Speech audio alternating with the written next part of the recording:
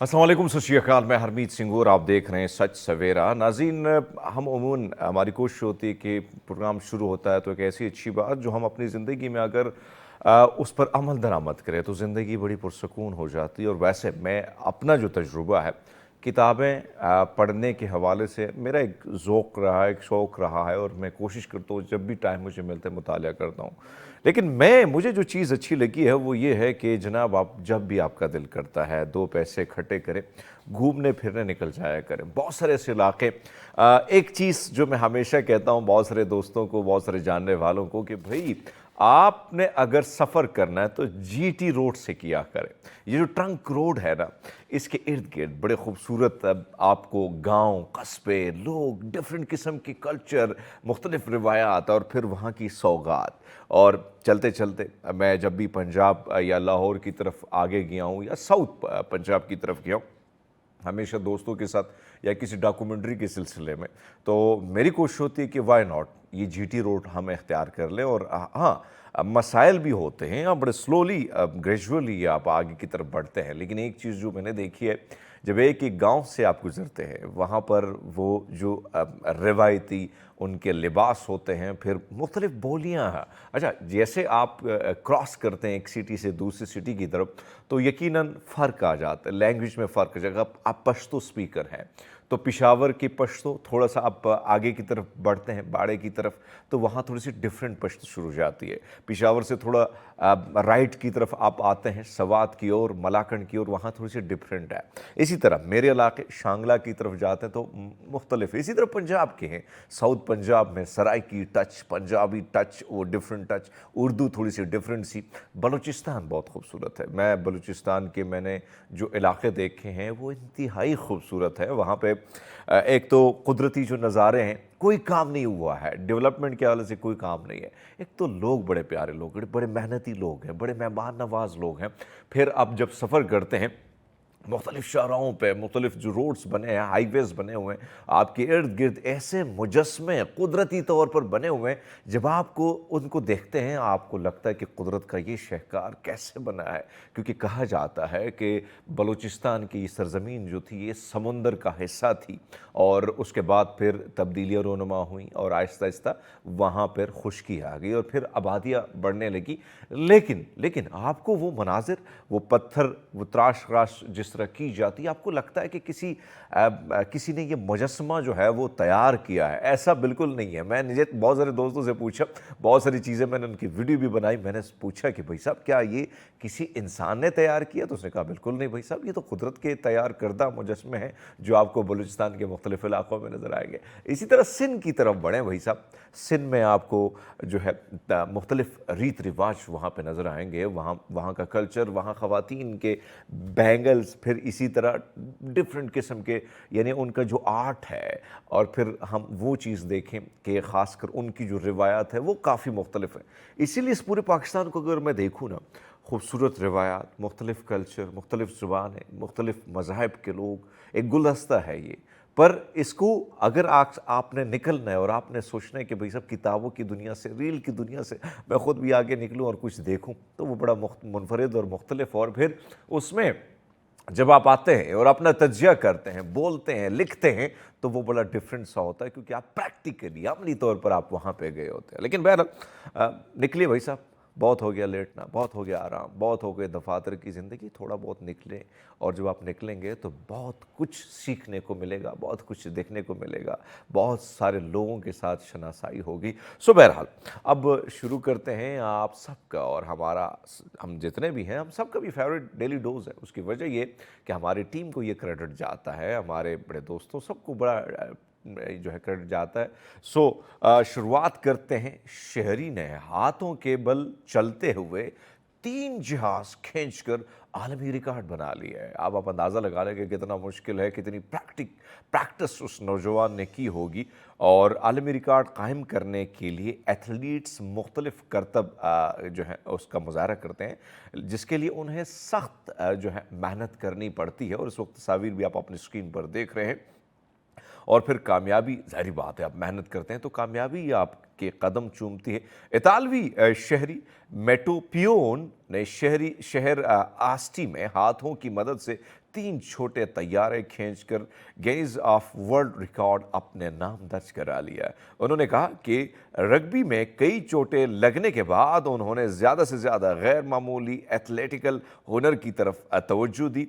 Peon ने Guinness world record जो बनाया है उनमें से सबसे जो वो कहते हैं कि मुझे कमर की चोट थी, डॉक्टरों ने कहा था कि मैं दोबारा कभी नहीं खेल सकता, लेकिन वो गलत साबित हुए।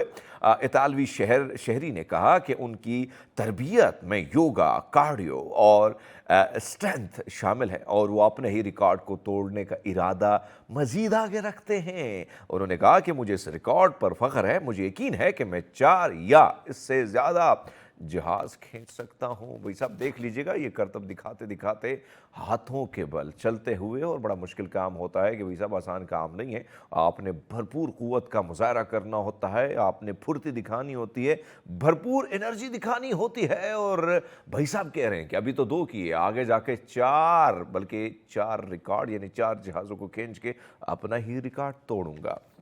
अब आपको लेके जाते हैं मरीज के मोबाइल इस्तेमाल के दौरान डॉक्टरों की दिमाग की कामयाब सर्जरी। कमाल है भाई, सोशल मीडिया आ गया, सोशल मीडिया के बगैर बंदा रह नहीं सकता। लेकिन इस मोबाइल के बहुत सारे फ़ायदे भी हैं और बहुत सारे नुकसानात भी हैं। आप पर डिपेंड करता है कैसे आप इसको यूज़ करते हैं। गैर मुल्की खबरसा इदारे के मुताबिक 11 सितंबर को की जाने वाली सर्जरी एक क्रेंट्यूटोमी टेक्निक का इस्तेमाल करते हुए की गई, जिसमें आसाब को पहुंचने वाले नुकसानात के ख़तरे को कम से कम करने के लिए मरीज को फ़ाल रहना होता है। भारतीय शहरी लखनऊ के इलाके चक गुजरिया में कायम कल्याण सिंह कैंसर इंस्टीट्यूट में की जाने वाली ये सर्जरी 56 साला हरीश चंद्र प्रजाति के दिमाग में रसूली की तशखीस के बाद की गई। हरीश चंद्र को रसूली के सबब सर दर्द और बाएं हाथ और टांग में कमज़ोरी की शिकायत थी। हरीश चंद्र पूरी सर्जरी के दौरान हवास में रहे और मोबाइल का इस्तेमाल भी करते रहे, कलम थामने और टांग हिलाते जैसे मुख्तलिफ उमूर सरंजाम देते रहे, और डॉक्टर ने लोकल एनेस्थीसिया इस्तेमाल करते हुए उनका ऑपरेशन किया। ओविक क्रेंट्यूटोमी टेक्निक की मदद से डॉक्टर आसाब की मॉनिटरिंग मशीन इस्तेमाल करते हुए मरीज के दिमाग की फ़ालियत को ज़ेर निगरानी रख सकते हैं। आप अंदाज़ा लगा लें कि बड़ा मुश्किल काम है, लेकिन उन्होंने ये सर्जरी करके दिखाई और लोकल एनेस्थीसिया दे के। बरतानी शहरी की बात करें भाई साहब, लोग हैं मुनफरिद किस्म के, मुख्तलिफ किस्म के रिकॉर्ड बनाते हैं। इसलिए कहता हूँ भाई साहब बहुत कुछ है जो हम भी कर सकते हैं, आप भी कर सकते हैं। बहुत हो गया भाई बैठना दूसरे को देखना, उठिए कुछ रिकॉर्ड बनाइए। जनाब, ये साला जोशुआ ब्रेगमैन ने, वैसे नाम बड़ा खूबसूरत है, साला फिर जोशुआ ब्रेगमैन, हिमालय में जो है इन्होंने मीरा चोटी पर करतब दिखाते हुए ये मुकम्मल करते हुए दुनिया की बुलंद तरीन जो है इसकी बेस चैम्प का एजाज़ हासिल कर लिया। ब्रेगमैन ने बताया कि उन्होंने और उनकी टीम ने छलांग की जगह का जायज़ा लेकर और हमवार उसकी यकीनी बनाने के लिए मलबा साफ करके रिकॉर्ड की तैयारी में 2 हफ्ते गुजारे। अरे भाई साहब, चोटी को देख के तो वैसे भी आज जिस मेहमान से हम मिलाएंगे आपको भी चोटियों के पे करतब दिखाते हैं, लेकिन इनको देखिएगा भाई साहब ने छलांगी लगा दी। तो इन्होंने गिनीज वर्ल्ड रिकॉर्ड को का बताया कि ख्वाब ये था कि हम पहाड़ से उसके अच्छे मूड और फिजाज से करें, लेकिन हकीकत में हमारे पास तकरीबन 6000 मीटर की बुलंदी पर पत्थरों से भरा हुआ रनवे था। उन्होंने कहा कि मैंने थकन और ऑक्सीजन की कमी के बायस छलांग लगाने से पहले कुछ गहरी सांसें ली और उसके बाद भाई साहब ने छलांग लगाकर आलमी रिकॉर्ड कायम कर दिया। यकीनन बड़ा मुश्किल काम होता है, लेकिन कुछ करने के लिए कुछ खोना और कुछ करना भी पड़ता है, कुछ मेहनत भी ज़रूरी है भाई साहब, तभी तो जाके दुनिया में आप मुख्तलिफ, मुनफरिद और अपने नाम का रिकॉर्ड बना के दुनिया में अपने आप को मुनफरिद बना लेते हैं। उम्मीद है आपको ये डेली डोज पसंद आया होगा। हम लेते एक छोटा सा ब्रेक, हमारे साथ रहिएगा। वेलकम बैक जी, प्रोग्राम में एक बार फिर आपको खुशामदीद कहते हैं। और हमने जो कहा था कि भाई साहब निकलें, घरों से निकलें, पहाड़ों पर चढ़ें, मुख्तलिफ इलाकों पर चढ़ें, लेकिन आज हम जिस शख्सियत से आपकी मुलाकात करने जा रहे हैं भाई साहब का ताल्लुक जो है शुमाली इलाकाजात से है और नौजवान है और क्या करते हैं मुख्तलिफ़ किस्म के, मुनफरिद किस्म के जो है सफ़र तय करते हैं। मोहम्मद यूनुस कोहे पेमा हमारे साथ हैं। गुड मॉर्निंग यूनुस, कैसे हैं आप? हाँ जी, अल्हम्दुलिल्लाह। कैसे आप? ठीक है, आपकी माशाल्लाह, आप यंग एंड स्मार्ट हैं। सबसे पहले तो आपसे जानना चाहेंगे कि आपका ताल्लुक़ कौन से इलाके से है शुमाली इलाका जहात में, और फिर आपके शौक़, आपके ज़ौक़ के हवाले से भी बात करेंगे। तो ज़रा हमारे देखने वालों को अपना तारुफ़ कराएँ। बिस्मिल्लाहिर्रहमानिर्रहीम। मेरा नाम मोहम्मद यूनुस है और मैं बेसिकली रोंदू से ताल्लुक़ रखता हूँ, और रोंदू खोमरा से। और बचपन ही से एक तरह से देखा जाए तो जब मेरे वालिद साहब फार्नर के साथ काम करते थे तो वहाँ से मुझे जो है थोड़ा सा इंटरेस्ट पैदा हुआ कि भाई ये क्या चीज़ है। तो उस टाइम पे जब मैंने यानी पहाड़ों पर चढ़ना क्या चीज़? जी जी बिल्कुल। अच्छा। तो मतलब हर टाइम पे जाते रहते थे। एक दिन मैंने पूछा कि क्या रीज़न है कि क्यों आते हैं ये लोग। तो मुझे इस टाइम पे बच्चा था तो एक छोटा सा मिसाल दिया था कि जिस तरह हम हज के लिए जाते हैं उसी तरह वो लोग भी आते हैं। तो बहरहाल वो अभी तो नहीं था, लेकिन जो है एक तरह से मेरे जहन में वालिद साहब ने कहा कि जी वो हज के लिए जैसे हम लोग जाते हैं तो ऐसे ही आते हैं। बिल्कुल बिल्कुल। तो उनका शौक़ था। तो बहरहाल वालिद साहब ने मुझे काफ़ी समझाया कि बेटा ये जो है ये फील्ड एक पूरी दुनिया है, यहाँ पे क्लाइंबिंग के लिए लोग, हाइकिंग ट्रैकिंग के लिए लोग आ जाते हैं। तो उस टाइम पे सोचता था कि यार काश मैं भी कर सकता हूँ। अच्छा। अगर मौका अगर मिल जाए तो मैं कोशिश कर लूँगा। लेकिन 2007 में जो है 2009 में मुझे मौका मिल गया अल्हम्दुलिल्लाह। 2009 में तो आप और यंग होते। बिल्कुल। तो मेरा क्या ख्याल से उम्र थी आपकी? मैं तकरीबन कह सकता है कि कोई 7 क्लास में थे। 7 क्लास 7 में क्लास में आपको उस यानी बचपन से आपको तो ये शौक़ था कि भाई साहब आपने पहाड़ों को सर करना है, बिल्कुल लेकिन 7वीं जमात में आपको मौका मिलता है और आप इनकार नहीं करते हैं बिल्कुल इसी तरह और आप कहते हैं कि मैंने पहाड़ों पे चढ़ना है। जी जी। तो मुझे ये बताएं कि पहला जो सफ़र था वो कौन सी चोटी पर था, और उस सफ़र के हवाले से बताएं कि क्या क्या मुश्किलात थी, फिर आगे की तरफ आगे बढ़ते हैं। असल में जब हम स्कूल में थे तो वहाँ पे हमारे टीचर ने कहा कि कोई रॉक क्लाइंबिंग कंपटीशन हो रहा है, तो अगर कोई पार्टिसिपेट करना चाहे तो मोस्ट वेलकम। तो नहीं पता था कि रॉक क्लाइंबिंग क्या है, माउंटेनियरिंग क्या है, इतना नॉलेज तो नहीं था।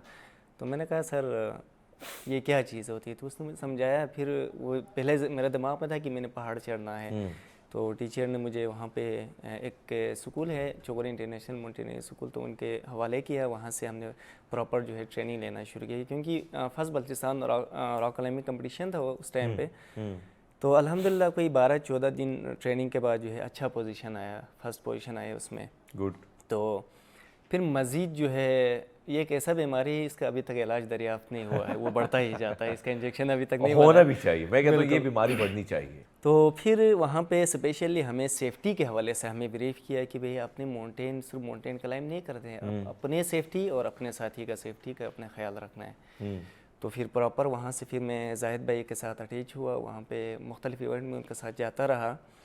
2013 में मेरा पहला एक्सपीरियंस था जो कि मैं बलतोड़ ट्रैक पे चला गया। तो उनकी तरफ से मुझे ये कहा कि भाई आप जो है 2009 से लेकर 2013 तक प्रॉपर हमारे साथ है, मुख्तलिफ इवेंट आप करता रहा है, तो आपके लिए है जो 2013 में जो है एज ए स्पॉन्सरशिप करेंगे हम आपको। अच्छा। आप जाके K2 देख के आए ताकि तुम्हारे जो दिल की तमन्ना है वो निकल पूरी हो। अच्छा।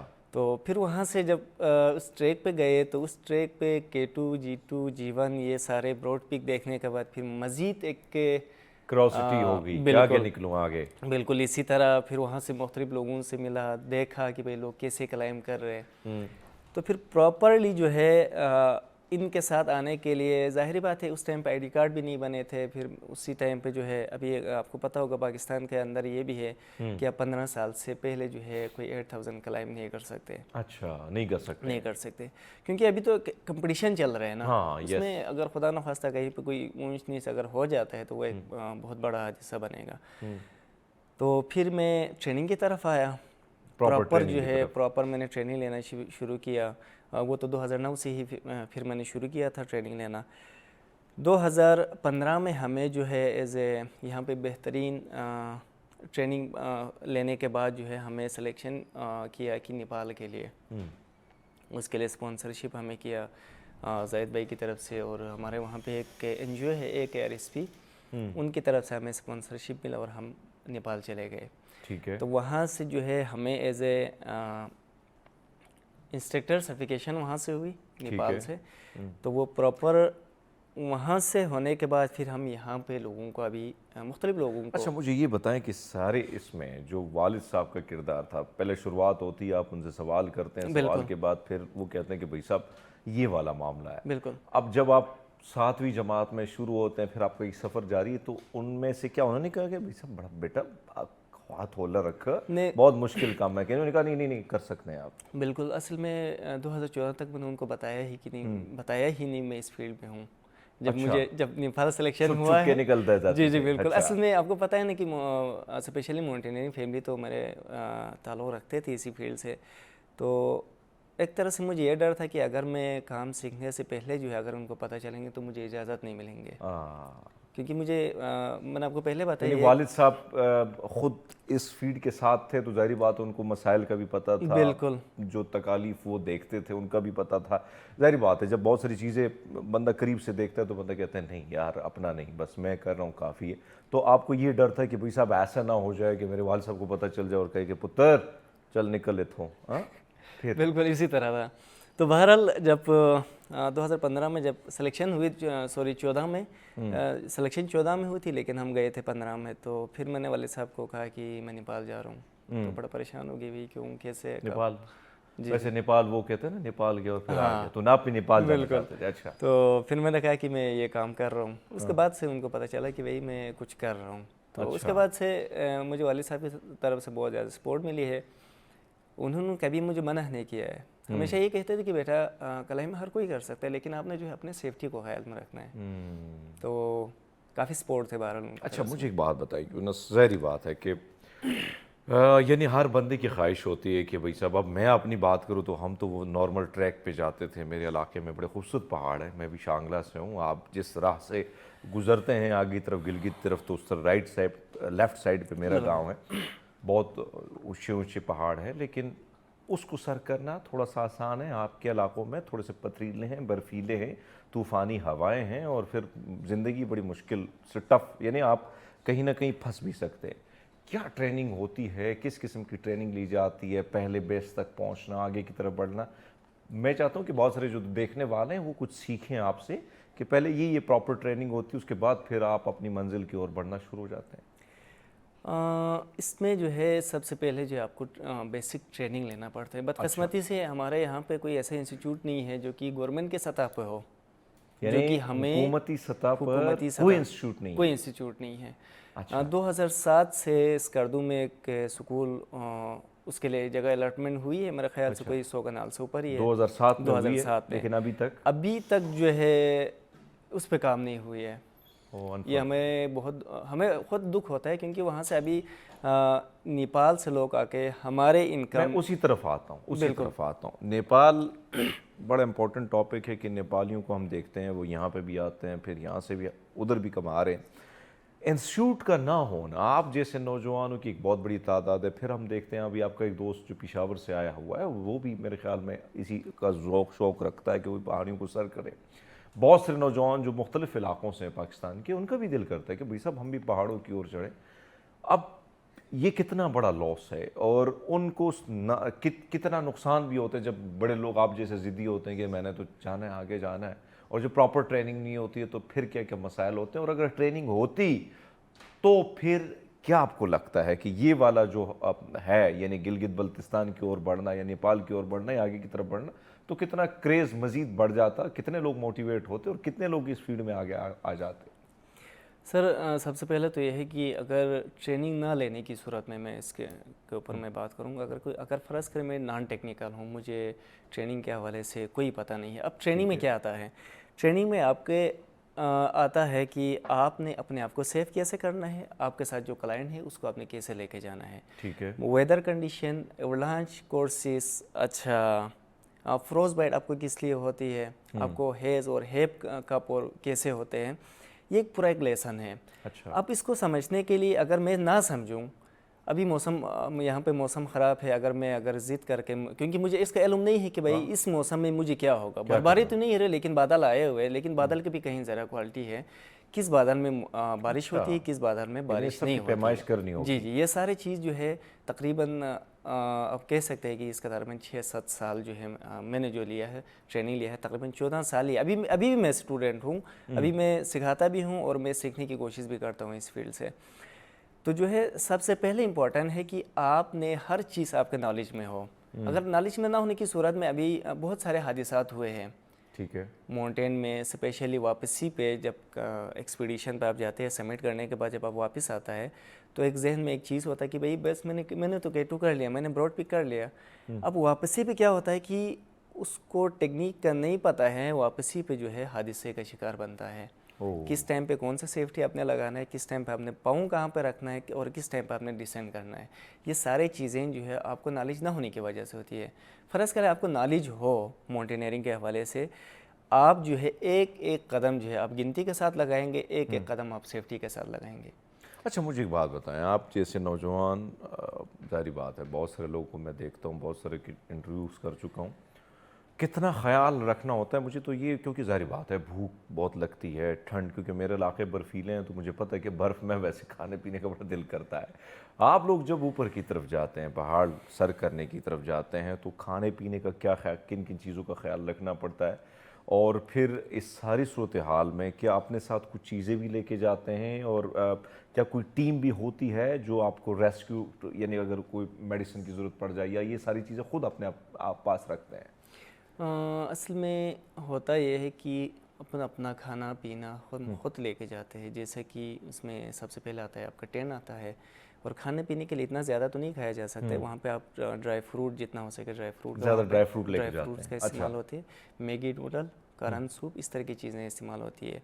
अलबत्ता हमारे यहाँ पे हेल्थ फूड पूरे पाकिस्तान में नहीं मिलता है। बाकी जो बाहर से लेके आते हैं या बाहर से कोई हमने जाने से पहले वहाँ पे अगर कोई डिमांड करे तो हमें वहाँ से मिल जाते हैं, नेपाल से। उसमें हर चीज़ आपको ड्राई पैक आपको मिल जाते हैं। वहाँ पे जाके हमने सिर्फ पानी गर्म करने और उसके अंदर हमने इस्तेमाल लगाने और हमने खा जाने।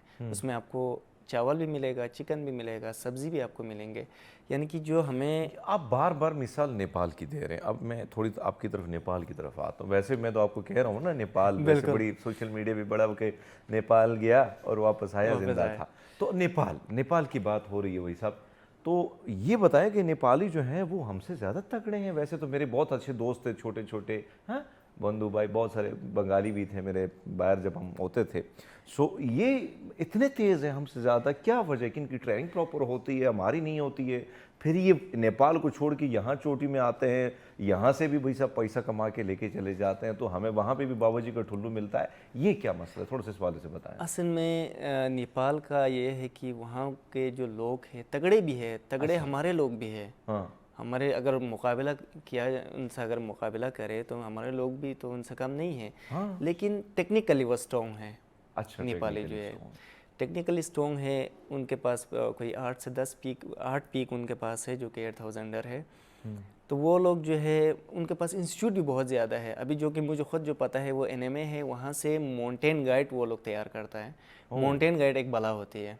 अभी हमारे यहाँ पे हर कोई अपने आप को माउंटेन गाइड तो कहता है, लेकिन माउंटेन गाइड के अंदर जो है वो क्वालिटी हमारे अंदर नहीं है। अभी खुद मेरे अंदर नहीं है। बहुत सारे हादसे भी बहुत सारे हादसे भी होते हैं।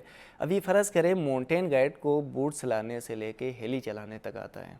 माउंटेन गाइड एक ऐसा बला होती है, ठीक है। उसको हर टेक्निक का पता है। वो डॉक्टर भी है, आधा डॉक्टर भी है। उसको वो हेली भी फ्लाई कर सकता है, वो कुछ भी कर सकता है माउंटेन में, ठीक है।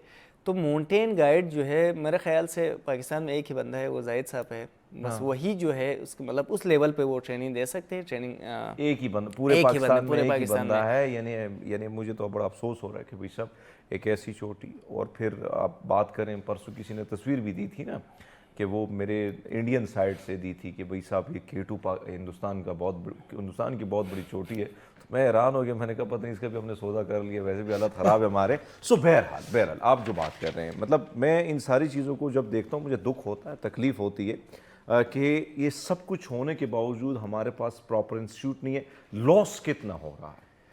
नेपाली आते हैं यहाँ से दिहाड़ी लेके चले जाते हैं। सर मेन रीज़न ये है कि यहाँ पे अगर हमारे लोग, वही बात आ जाती, मैं वहाँ पे आ जाऊँगा। हमारे लोगों के अंदर है स्टेमिना है, कर सकता है। लेकिन अगर हमारे पास एक कोई प्रॉपर अगर इंस्टीट्यूट होना तो सालाना यहाँ से कोई अरबों रुपए नेपाल चले जाते हैं। वो कम से कम हमारे लोगों के पास रहेंगे। यानी वो पैसा नेपाल नहीं जाएगा बल्कि कहीं और चला जाएगा। बिल्कुल, हमारे यहाँ पे ही लोगों के पास आ जाएंगे अगर हमारे लोग टेक्निकल हो तो। अभी नेपाल से क्यों लेके आ रहे हैं, हालांकि उनको बहुत एक्सपेंसिव पड़ता है नेपाल से एक बंदा लाना। अब इस तरफ क्या आपकी जो गिलगित की गवर्नमेंट है, बड़े तगड़े तगड़े नौजवान उसमें हैं, मेरे बड़े अच्छे दोस्त मिसम है, बड़े पोजीशन लीडर है आजकल, ऐसे नौजवानों को क्या आप लोगों ने नहीं बताया कि भाई साहब थोड़ा सा इस पे बात कर लें? सर बहुत सारे लोगों को बताया है कि भाई हमें जो है एक इंस्टीट्यूट दे दे, बस वो एक सियासी बयान दे देते हैं कि भाई बस ठीक है आपके लिए ये स्कूल आपके लिए अप्रूव हो गया, फलाना सातपारा में आपको ये स्कूल अप्रूव करेंगे, फलाना वो पशु में आपको ये स्कूल है, शिगर में स्कूल है, वो कागजी तौर पे है ना सर, लॉलीपॉप है। नाज़रीन, मोहम्मद यूनुस हमारे साथ, गुफ्तगू का सिलसिला जारी है, छोटा सा ब्रेक लेते हैं, हमारे साथ रहिएगा। वेलकम बैक नाज़रीन, एक बार फिर आपको खुशामदीद कहते हैं सच सवेरा में। हमारे साथ मोहम्मद यूनुस हैं, माउंटेनियर हैं और बड़े कमाल के नौजवान हैं, गुफ्तगू बड़ी मयारी कर रहे हैं और मज़े मज़े गुफ्तगू हो रही है।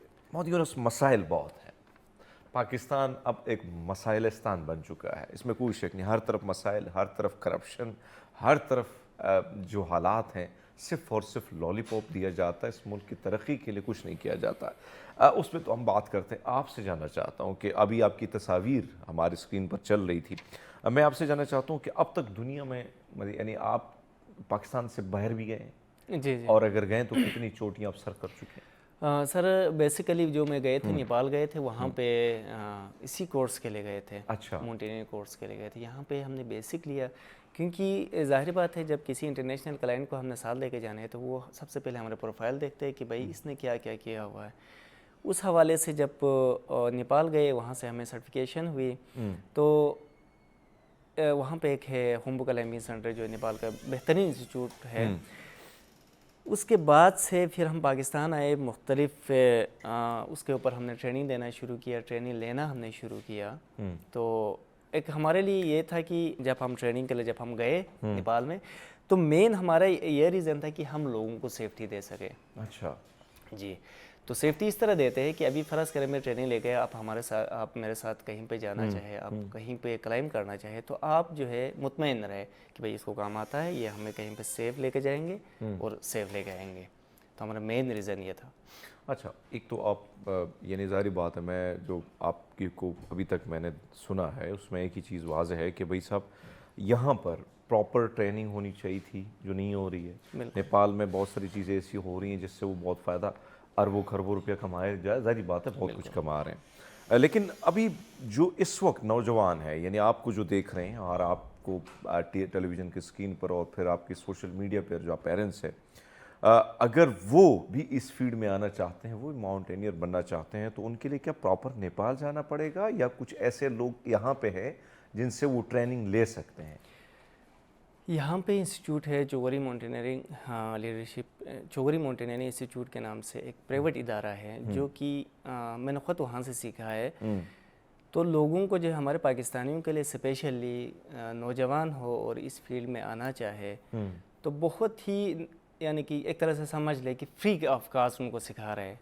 ये 70-80 हज़ार रुपया जो है ना, 70-80 हज़ार रुपये कोई हैसियत नहीं है। जब हम नेपाल गए थे 2015 में, तो हमने जो है $12,000 पे किया था उनको। $12,000 वहाँ पे किया था, यहाँ पे अभी यहाँ पे 70-80 हज़ार में आपको सिखाता है, पूरा कोर्स सिखाया जाता है। अच्छा, उसका बेसिक होता है कि लेवल 1, लेवल 2, लेवल 3 मुख्तलिफ इसका स्टेजेस है। तकरीबन आप जो है 2.5 से 3 लाख रुपए में आप जो है कम्प्लीटली आप सीख सकते हैं ट्रेनिंग जो है। लेकिन बदकिस्मती से हमारे अंदर जो है ना अभी कुछ शऊर आया है लोगों के अंदर, नौजवानों के अंदर। वो सबसे पहले पूछते हैं लोगों से, सीखने की कोशिश करते हैं। अभी थोड़ा कुछ इसका जो रुझान है वो थोड़ी सी बढ़ गई है कि लोग जो है अभी इसकी तरफ आ रहे हैं कि मोहम्मद यूनुस, ज़ाहिर बात है आप स्टार्ट आपने 7वीं जमात से लिया, फिर चढ़ते गए करते गए और रिकॉर्ड। अब आपसे जानना चाहते हैं, एक तो आपकी तस्वीरें हम देख रहे हैं, बड़े ज़ाहिर बात है कभी कभी आपका पूरा चेहरा भी जल जाता है, बर्फ़ से जल जाता है। बिल्कुल, मेरे साथ बहुत सारे नौजवानों को देखा है, उनके हाथ जले हुए हैं काफ़ी। तो इन सारी सिचुएशन में आप जब ऊपर की तरफ गए, आपने जब सर किया, तो किन किन मुश्किलात क्या थी, क्या लग रहा था कि कौन सी दुनिया है, वो दुनिया कैसी है, कितनी खूबसूरत भी है, थोड़ा सा वो खौफ के साथ साथ वो चीज़ भी बताएं कि वो भी एक मुनफरिद सा व्यू था, एक अलग सा मंजर था। बिल्कुल। जब मैं K2 क्लाइम कर रहे थे, अभी ये मेरा पहला पीक है K2, اس سے پہلے جو ہے جتنا میں نے کوشش کیا کہ ٹریننگ کے اوپر میں نے فوکس دیا ہے. اچھا. یہ میرا پہلا ایکسپیڈیشن تھا جو کہ میں اس میں سبمٹ کر سکے.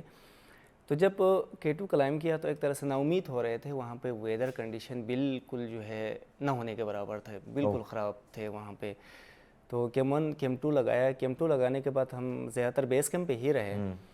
تو جس دن ہمارا سمٹ پش تھا اس دن جو ہے ہم نے پراپر میٹنگ کیا. اس میں پھر ہم کیم 2 چلا گیا, کیم 2 سے کیم 3 گئے, کیم 3 سے دوبارہ واپس آ گئے کیونکہ ایکلیمیٹائزیشن بہت امپورٹنٹ ہے کوئی ویٹ سیزن پہ جو ہے.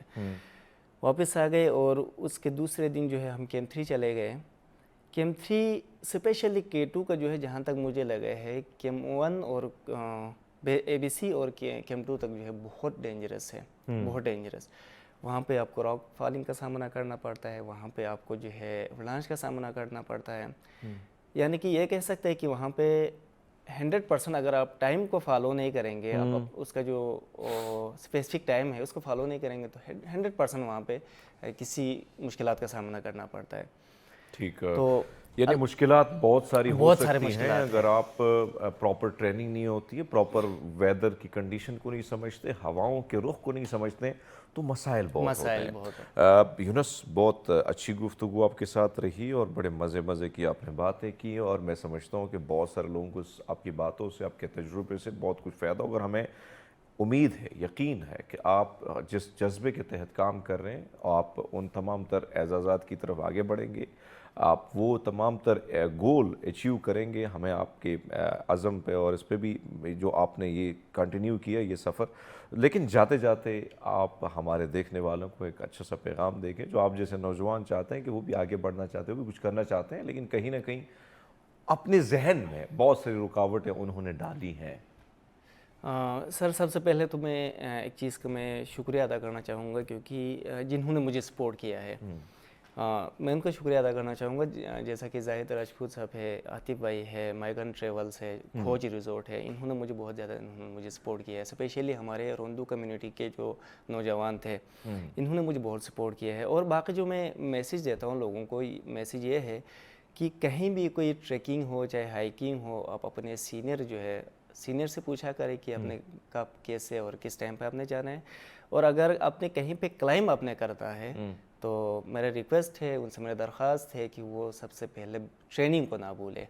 بڑی خوبصورت بات آپ نے کی, اور ہر چیز کے لیے جب آپ نے کوئی منفرد مختلف کرنا ہوتا ہے اور پھر اس کی پراپر ٹریننگ آپ لیتے ہیں تو یقیناً وہاں پر جانا, اس منزل کو حاصل کرنا, منزل پر پہنچنا اور اس گول کو اچیو کرنا جس کا آپ نے خواب دیکھا ہوتا ہے اور اس کے لیے آپ نے بھرپور محنت کی ہوتی, تو پھر اس کو اچیو کرے بغیر آپ رہ نہیں سکتے, اور اس کو حاصل کرنا بھی پھر مشکل نہیں ہوتا ہے, ناممکن نہیں ہوتا ہے, بلکہ ممکن ہوتا ہے. سو محمد یونس, بہت شکریہ آپ کا. ناظرین, ایک چھوٹا سا بریک لیتے ہیں, ایک نئے مہمان کے ساتھ آپ کی ملاقات کراتے ہیں اور ساتھ رہیے گا.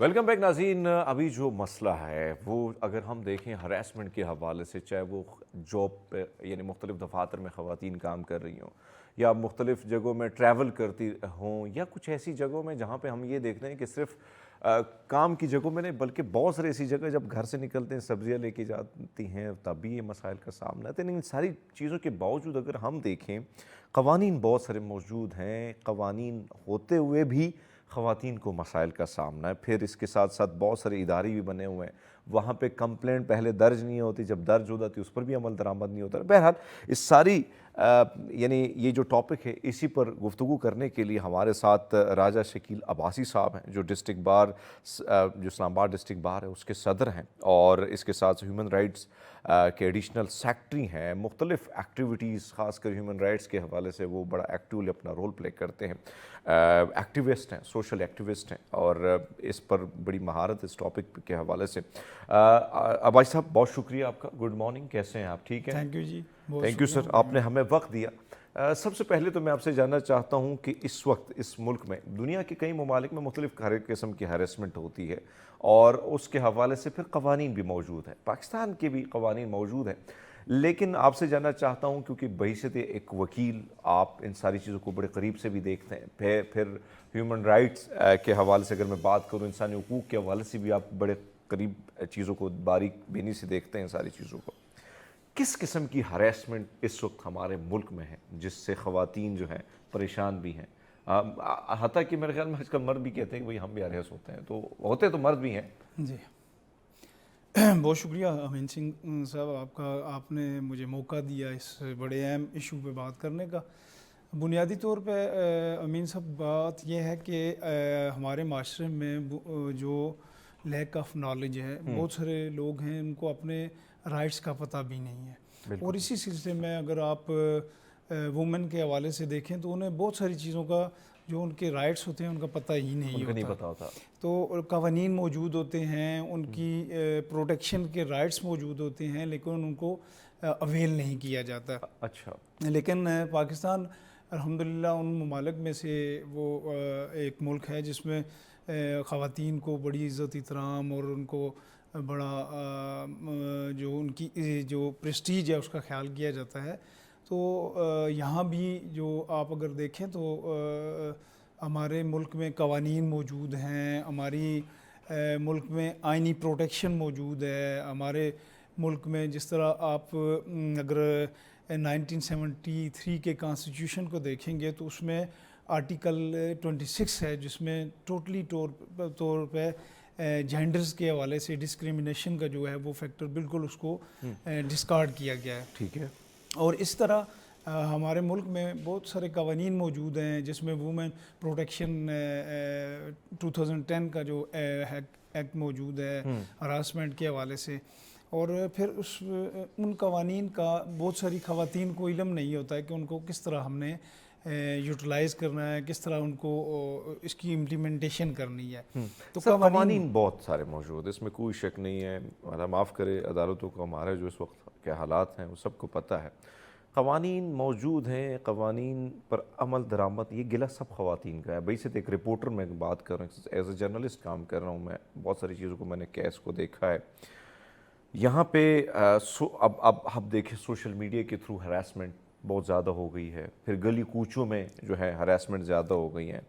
خواتین جا کے ہم نے دیکھا ہے کہ بہت سارے انسٹیٹیوٹ بنے ہوئے ہیں، اپلیکیشن دی جاتی ہیں، ایف آئی میں اپلیکیشن دی جاتی ہے، عمل درآمد نہیں ہوتا. بہت ساری خواتین کہتی ہیں بھائی ہم نے درخواستیں دی ہیں، عمل درآمد نہیں ہو رہا ہے. نہ ابھی تک وہ بندہ جو ہے اس کو پکڑا نہیں گیا، اسی طرح سٹل دھمکیاں دے رہا ہے. اس میں بنیادی طور پہ میں یہ سمجھتا ہوں کہ جو خواتین ہوتی ہیں، یہ جو کمپلینٹ جنہوں نے درج کی ہوتی ہے، ان کی بھی تھوڑی سی رسپانسبلٹی ہوتی ہے کہ اس کو فالو اپ کیا جائے. چونکہ بہت سارے یہاں ادارے موجود ہیں، بہت سارے انسٹیٹیوشن موجود ہیں، بہت سارے آپ کی این جی اوز موجود ہیں جو کہ خواتین کے حوالے سے اگر ہراسمنٹ ہو تو ان کو ری ایڈریسل کرنے کے لیے وہ ہر وقت ہمہ وقت ان کی کوشش ہوتی ہے کہ ان کی ہیلپ کی جائے. اس کے علاوہ جو ابھی ریسنٹلی امینڈمنٹ ہوئی تھی وہ اس کے مطابق جو آپ کا وفاقی محتسب ہے اوبرسمین، ان کو بھی بہت سارے اختیارات دیے گئے ہیں ہراسمنٹ کے حوالے سے. میں ایک بات کہوں، میری تھوڑی سی پرابلم یہ ہے کہ میں وفاقی محتسب کو بڑے قریب سے جانتا ہوں، بڑے قریب سے کور کی ہے ساری چیزوں کو. میں وہاں پہ بھی میں نے یعنی یہ گلہ میں اپنا نہیں کر رہا ہوں، کیونکہ ظاہری بات ہے ہم مرد حضرات تھوڑے سے اس معاشرے میں بچے ہوئے ہیں. اور آپ نے بڑی خوبصورت بات کی کہ ہم ایک ایسے ملک میں رہتے ہیں جہاں خواتین کی بڑی عزت ہے. لیکن یہ مطالعہ پاکستان میں آپ کہہ سکتے ہیں حقیقتاً چیزیں بڑی بدلی ہیں. چاہے ہم سندھ میں جائیں، چاہے ہم کے پی میں جائیں، خواتین کے ساتھ جو کچھ ہوتا ہے یہ سب کو پتہ ہے. یہاں پر جو وفاقی محتسب کی بات کی جائے، وہاں پہ جو خاتون بیٹھی ہے جو ہیڈ کر رہی ہے، یقین مانے وہ تو فون نہیں اٹھاتی ہے. ٹھیک ہے. دوسری بات یہ کہ وہاں پہ جو پروسیجر ہے، اپلیکیشن کا پروسیجر ہے، اس سے زیادہ ہریسمنٹ وہاں پہ انسٹیٹیوٹ میں اندر لوگ آپ کی کر لیتے ہیں. یہ گلہ خواتین کا ہوتا ہے. اس چیزوں کو ٹھیک کیسے کیا جائے، کیا کیا جا سکتا ہے، اس میں میڈیا اپنا کیا رول ادا کر سکتا ہے؟ دیکھیں نا، میں یہ سمجھتا ہوں کہ جس طرح آپ نے آج ایک پروگرام ارینج کیا کہ لوگوں میں اویئرنیس کے حوالے سے، خواتین میں اویئرنیس کے حوالے سے، ہراسمنٹ کے حوالے سے، اسی طرح ہمارا میڈیا جو ہے وہ مختلف چیلنج ہیں جو آپ کے چینل ہیں وہ اگر مختلف پروگرام کنڈکٹ کرائیں. اس کے علاوہ اویئرنیس پہ کوئی سیمینار ہوں، میں جس طرح بحیثیت ایک وکیل ہوں تو میں اپنی بار میں وہاں ایک خواتین کی ہراسمنٹ کے حوالے سے یا ان کے خواتین کے قوانین کے حوالے سے کوئی ایک کانفرنس کا انعقاد کروں. اسی طرح جو مختلف این جی اوز ہیں وہ جو خواتین کے رائٹس ہیں اس کے حوالے سے کوئی پروگرام ارینج کریں تو یہ بہت ساری چیزیں جو ہیں وہ آپ کی ریزالو ہو سکتی ہیں. جہاں تک آپ نے کہا کہ انسٹیٹیوشنل، یہ درست بات ہے کہ ہمارے جو لیگل سسٹم ہے، جو ہمارا جو انسٹیٹیوشنل سسٹم ہے، اس میں بہت ساری کمیاں کوتاہیاں ہیں، لیکن ان کمیوں کوتاہیوں کو میں یہ سمجھتا ہوں کہ میں بحیثیت وکیل جو لوگ اپنے رائٹس کے لیے کھڑے ہو جاتے ہیں، پھر وہ رائٹس لے کے ہی وہ عدالتیں ہوں، کوئی ادارہ ہو، اس سے لیتے ہیں۔ بڑی خوبصورت بات آپ نے کی کہ اگر اپنے رائٹس لینے ہیں تو پھر آپ لے سکتے ہیں، لیکن آپ کو اسٹرگل کرنی پڑتی ہے، ضرور جدوجہد کرنی پڑتی ہے۔ سر آپ کے پاس کس قسم کے کیسز آتے ہیں جب آپ دیکھتے ہیں؟ ظاہری بات ہے آپ ایک ایسے منصب پر بیٹھے ہیں جہاں پر انسانی حقوق کے حوالے سے آواز بھی بلند کی جاتی ہے، انسانی حقوق کی پامالی ہوتی ہے تب بھی بات کی جاتی ہے، تو میں چاہتا ہوں کہ سر آپ کے جو دوست ہیں، کولیگس ہیں، آپ کے ساتھ خواتین بھی کام کرتی ہیں، تو ذرا ان حوالے سے بتائیں کہ کس قسم کے کیسز آتے ہیں، اسپیسیفک زیادہ تعداد اس کی کون سی ہے، اور پھر اس حوالے سے آپ لوگ کیا کام کرتے ہیں؟ کیا بحیثیت ایک وکیل، بحیثیت ایک ہیومن رائٹ ایکٹیوسٹ، کیا دیگر دوست بھی اس میں ہیلپ کرتے ہیں؟ بڑی خوبصورت آپ نے کویسچن کیا، اور اس میں بنیادی طور پہ جو ہمارے ہم بار ایسوسیشنز جو ہوتی ہیں، اس میں لیگل فیڈرنٹی جو ہے ان کی بڑی ایک کنٹریبیوشن ہوتا ہے کو ان لا کو امپلیمنٹ کروانے کے سلسلے میں، لوگوں کو ریلیف دلوانے کے سلسلے میں، جو قوانین ہیں ان پہ عمل درآمد کروانے کے لیے۔ تو وہ مجھے الحمدللہ ہمارے اسلام آباد بار ایسوسیشن میں ہمارے بہت سارے دوست ہیں جو کہ فری آف کاسٹ بھی لیگل ایڈ کا کام کرتے ہیں۔ اس کے علاوہ ہماری جو مختلف ہمارے دوستوں نے لیگل ایڈ کمیٹیز بنائی ہوئی ہیں، وہ بار لیول پہ آ کے ہمیں اپروچ کرتے ہیں، پھر ان مختلف کیسز جو ہیں وہ ریفر کرتے ہیں۔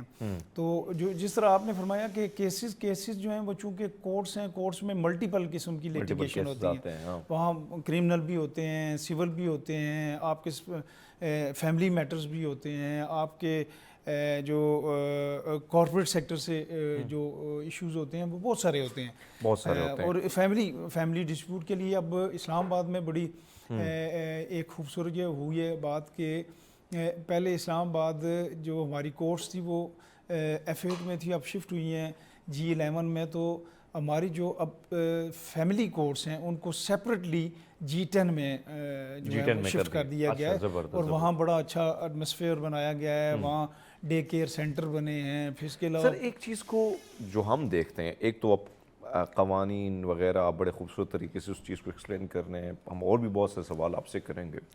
ہم یہ دیکھتے ہیں چاہے وہ میڈیا میں لڑکیاں کام کر رہی ہوں، نرس ہوں، ڈاکٹرز ہوں، وکیل ہوں، ٹیچرز ہوں، بہت سارے ایسے لوگ، اسٹوڈنٹ، حتیٰ کہ میں نے دیکھا کہ پروفیسرز اور ٹیچر کی جانب سے اسٹوڈنٹس کو جس طریقے سے ہراساں کیا جاتا ہے، بحیثیت ایک انسان، یعنی اس چیز کو ہم کیسے ختم کر سکتے ہیں کہ بھائی صاحب یہ جو کچھ ہو رہا ہے، ہماری بہن بیٹیاں ہیں، ہماری بھی بہن بیٹیاں کہیں کام کریں گی، ہم جو حرکت کرتے ہیں معاشرے کے ایک خاتون کے جاب پر، اس کی پرسنالٹی پر کس قسم کے اثرات مرتب ہو جاتے ہیں، کتنا نقصان ہوتا ہے اس کے کیریئر کو، اس کی سوچ کو، کہیں نہ کہیں جو وہ ایک محدود لائف سے نکلتی ہے اپنے گھر والوں کو پالنے کے لیے، گھر والوں کو سپورٹ کرنے کے لیے، کیونکہ آج کل کے جو حالات ہیں آپ کو پتہ ہے، مہنگائی ہے، ہر طرف مسائل ہی ہیں، تو ایک پہیے سے تو سسٹم چلتا نہیں ہے، دو پہیے لگانے پڑتے ہیں۔ امین صاحب، بنیادی طور پہ جو میں پہلے بھی کہہ چکا ہوں کہ ایک تو شعور کی ضرورت ہے، دوسرا یہ ہے کہ ان چیزوں کو امپلیمنٹ کرنے کی ضرورت ہے، اور تیسرا یہ ہے کہ آپ کی سیلف جو انر ہوتی ہے اس کو میں یہ سمجھتا ہوں کہ وہ جس طرح آپ اپنی رسپیکٹ چاہتے ہیں اسی طرح دوسرے کی بھی رسپیکٹ کریں۔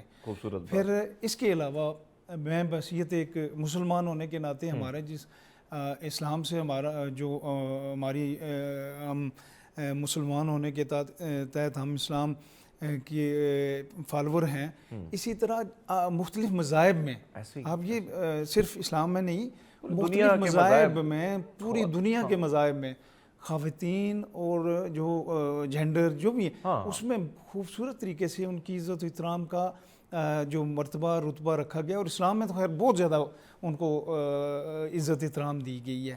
تو میں یہ سمجھتا ہوں کہ بنیادی طور پہ جب تک آپ کے اندر جو آپ کا ایک آپ کا ضمیر جو ہے نا وہ آپ کو اس چیز پہ ملامت نہیں کرے گا کہ آپ جو کچھ کر رہے ہیں وہ ٹھیک نہیں، ظاہری بات ہے، ملامت ضمیر۔ دوسرے یہ بھی ہوتا ہے کہ بعض اوقات کچھ ایسے ایلیمنٹس ہوتے ہیں جس کی وجہ سے آپ کے اندر یہ اس طرح کے جذبات یا اس طرح کے احساسات ہو جاتے ہیں، لیکن وہ اگر آپ ان جذبات کی بجائے آپ اگر ٹھنڈے دل سے اور قوانین کا احترام کرتے ہوئے اپنی زندگی ظاہری بات ہے عباسی صاحب جو آپ نے بات کی کہ اپنے دل اور دماغ کو بھی سوچنا چاہیے کہ میں جو کر رہا ہوں کیا یہ میرے مذہب میں، میرے دھرم نے کیا اس کی اجازت دی ہے. بعثت ایک انسان، چلو مذاہب کو ایک سائڈ پہ کریں، بعثت ایک انسان، اور مذاہب بھی تو انسانیت ہی سکھاتے ہیں نا. دنیا کا ہر دھرم، ہر مذہب خواتین کی عزت بڑھا چڑھا کے بات کرتا ہے، کیونکہ کسی نے اس کو دیوی بنا دیا ہے، کسی نے اس کو اور رسپیکٹ دی، کسی نے کہا کہ نہیں یہ تو اس سے ہی پیر پیغمبر انہوں نے جنم لیا تو بھائی صاحب اس کو رسپیکٹ دو. سو بہرحال گفتگو کا سلسلہ عباسی صاحب کے ساتھ جاری، ہم لیتے ایک چھوٹا سا بریک، ہمارے ساتھ رہیے گا. ویلکم بیک ناظرین، گفتگو کا سلسلہ شکیل صاحب کے ساتھ جاری ہے اور ہماری کوشش کہ راجہ صاحب ہمیں وہ ساری چیزیں بتائیں.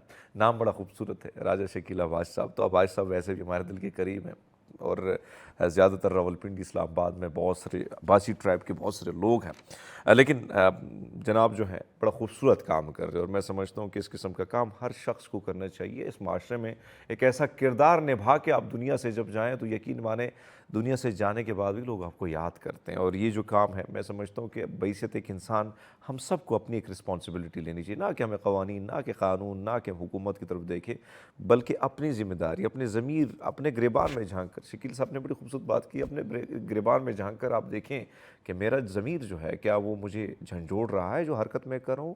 اگر جھنجھوڑ رہا ہے تو نہیں کرنی چاہیے. میں سمجھتا ہوں کہ کوشش کریں اس قسم کی چیز سے اوائڈ رہیں. سر آپ کی طرف آتے ہیں، آپ نے بڑی خوبصورت بات کی کہ قوانین موجود ہیں، اویئرنیس کی لیک آف اویئرنیس ہے.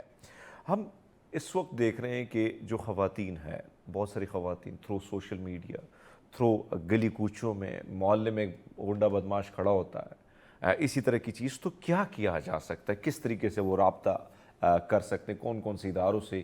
آج کل تو میرے خیال میں اپلیکیشنز بھی بنی ہوئی ہیں، تو کیا طریقہ کار ہو سکتا ہے اور کیا اس میں اسی طرح آپ کو آنا پڑے گا؟ کیونکہ ہمارے لوگ تھوڑے سے تھک جاتے ہیں کورٹ کچہریوں کے چکروں سے، کہتے ہیں کہ بھئی سب تاریخ پہ تاریخ. تو یہ جو ہریسمنٹ کے حوالے سے مختلف جو ادارے بنے کس طریقے سے اس چیز کو ٹیکل کرتے ہیں؟ جس طرح آپ نے کہا نا جی کہ اگر کوئی ہراس کر رہا ہے خواتین کو جاتے ہوئے تو اس میں اسٹالنگ اگر کوئی کرتا ہے یا اس طرح کی ایشو ہوتا ہے تو اس میں بھی آپ کا قانون موجود ہے اور اس میں اس کو وہ 3 سال سزا اور 50,000 روپیہ جرمانہ ہے اگر کوئی if any person is committed such like offense. تو وہ بھی ہے.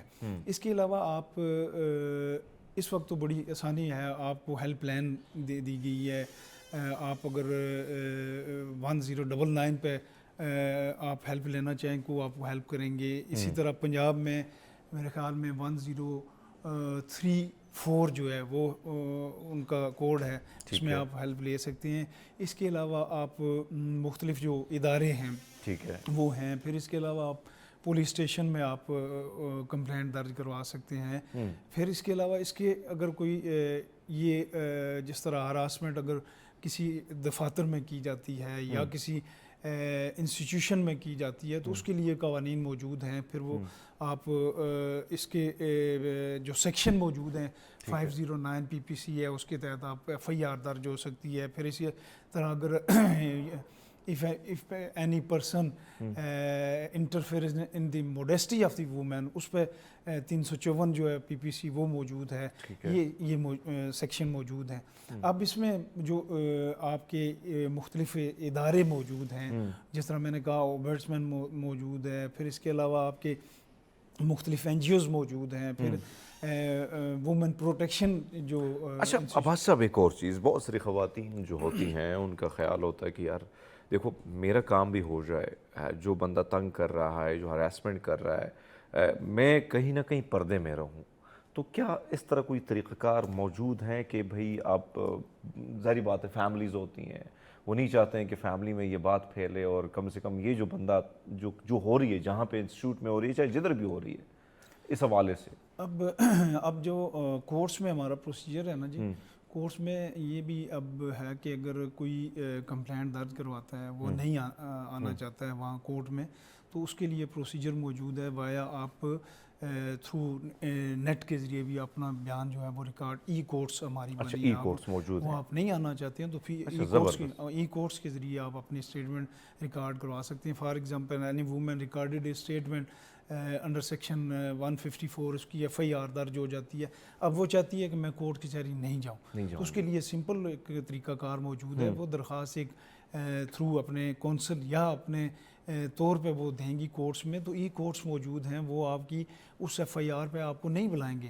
آپ اپنا بیان جو ہے وایا جو نیٹ کے آپ وہ ریکارڈ کروائیں گے. آپ اب وہاں بیٹھے ہیں، آپ کو وہ ہیلپ لائن یا نمبر دیا جائے گا، وہاں بیٹھ کے وہ ساری یہ کر سکتے ہیں. اس کے علاوہ آپ کو جو ہیلپ لائن ہے اس میں بھی آپ کو ضروری نہیں ہے، بعض اوقات یہ ہوتا ہے کہ پولیس اسٹیشن میں بھی اگر آپ کمپلینٹ درج کرواتے ہیں تو ان کو اس وقت بلانا چاہیے جس وقت کوئی انہوں نے انکوائری وغیرہ کرنی ہو، کوئی چیز کسی کو انویسٹیگیٹ کرنا ہو، تو اس وقت ان کو بلانا چاہیے. تو ویسے ان کو ضرورت نہیں ہے کہ وہ آئیں. اگر پھر اگر آپ کی FIR درج ہو جاتی ہے تو ٹل دی سبمیشن آف چلان آپ کو کوئی ضرورت نہیں ہے کہ آپ کورٹ کچہری میں آئیں. اچھا آپ جب وہ when the investigating officer submitted challan before the court, پھر آپ کو کورٹ کی طرف سے کوئی سمن وغیرہ آئے گا تو آپ آئیں.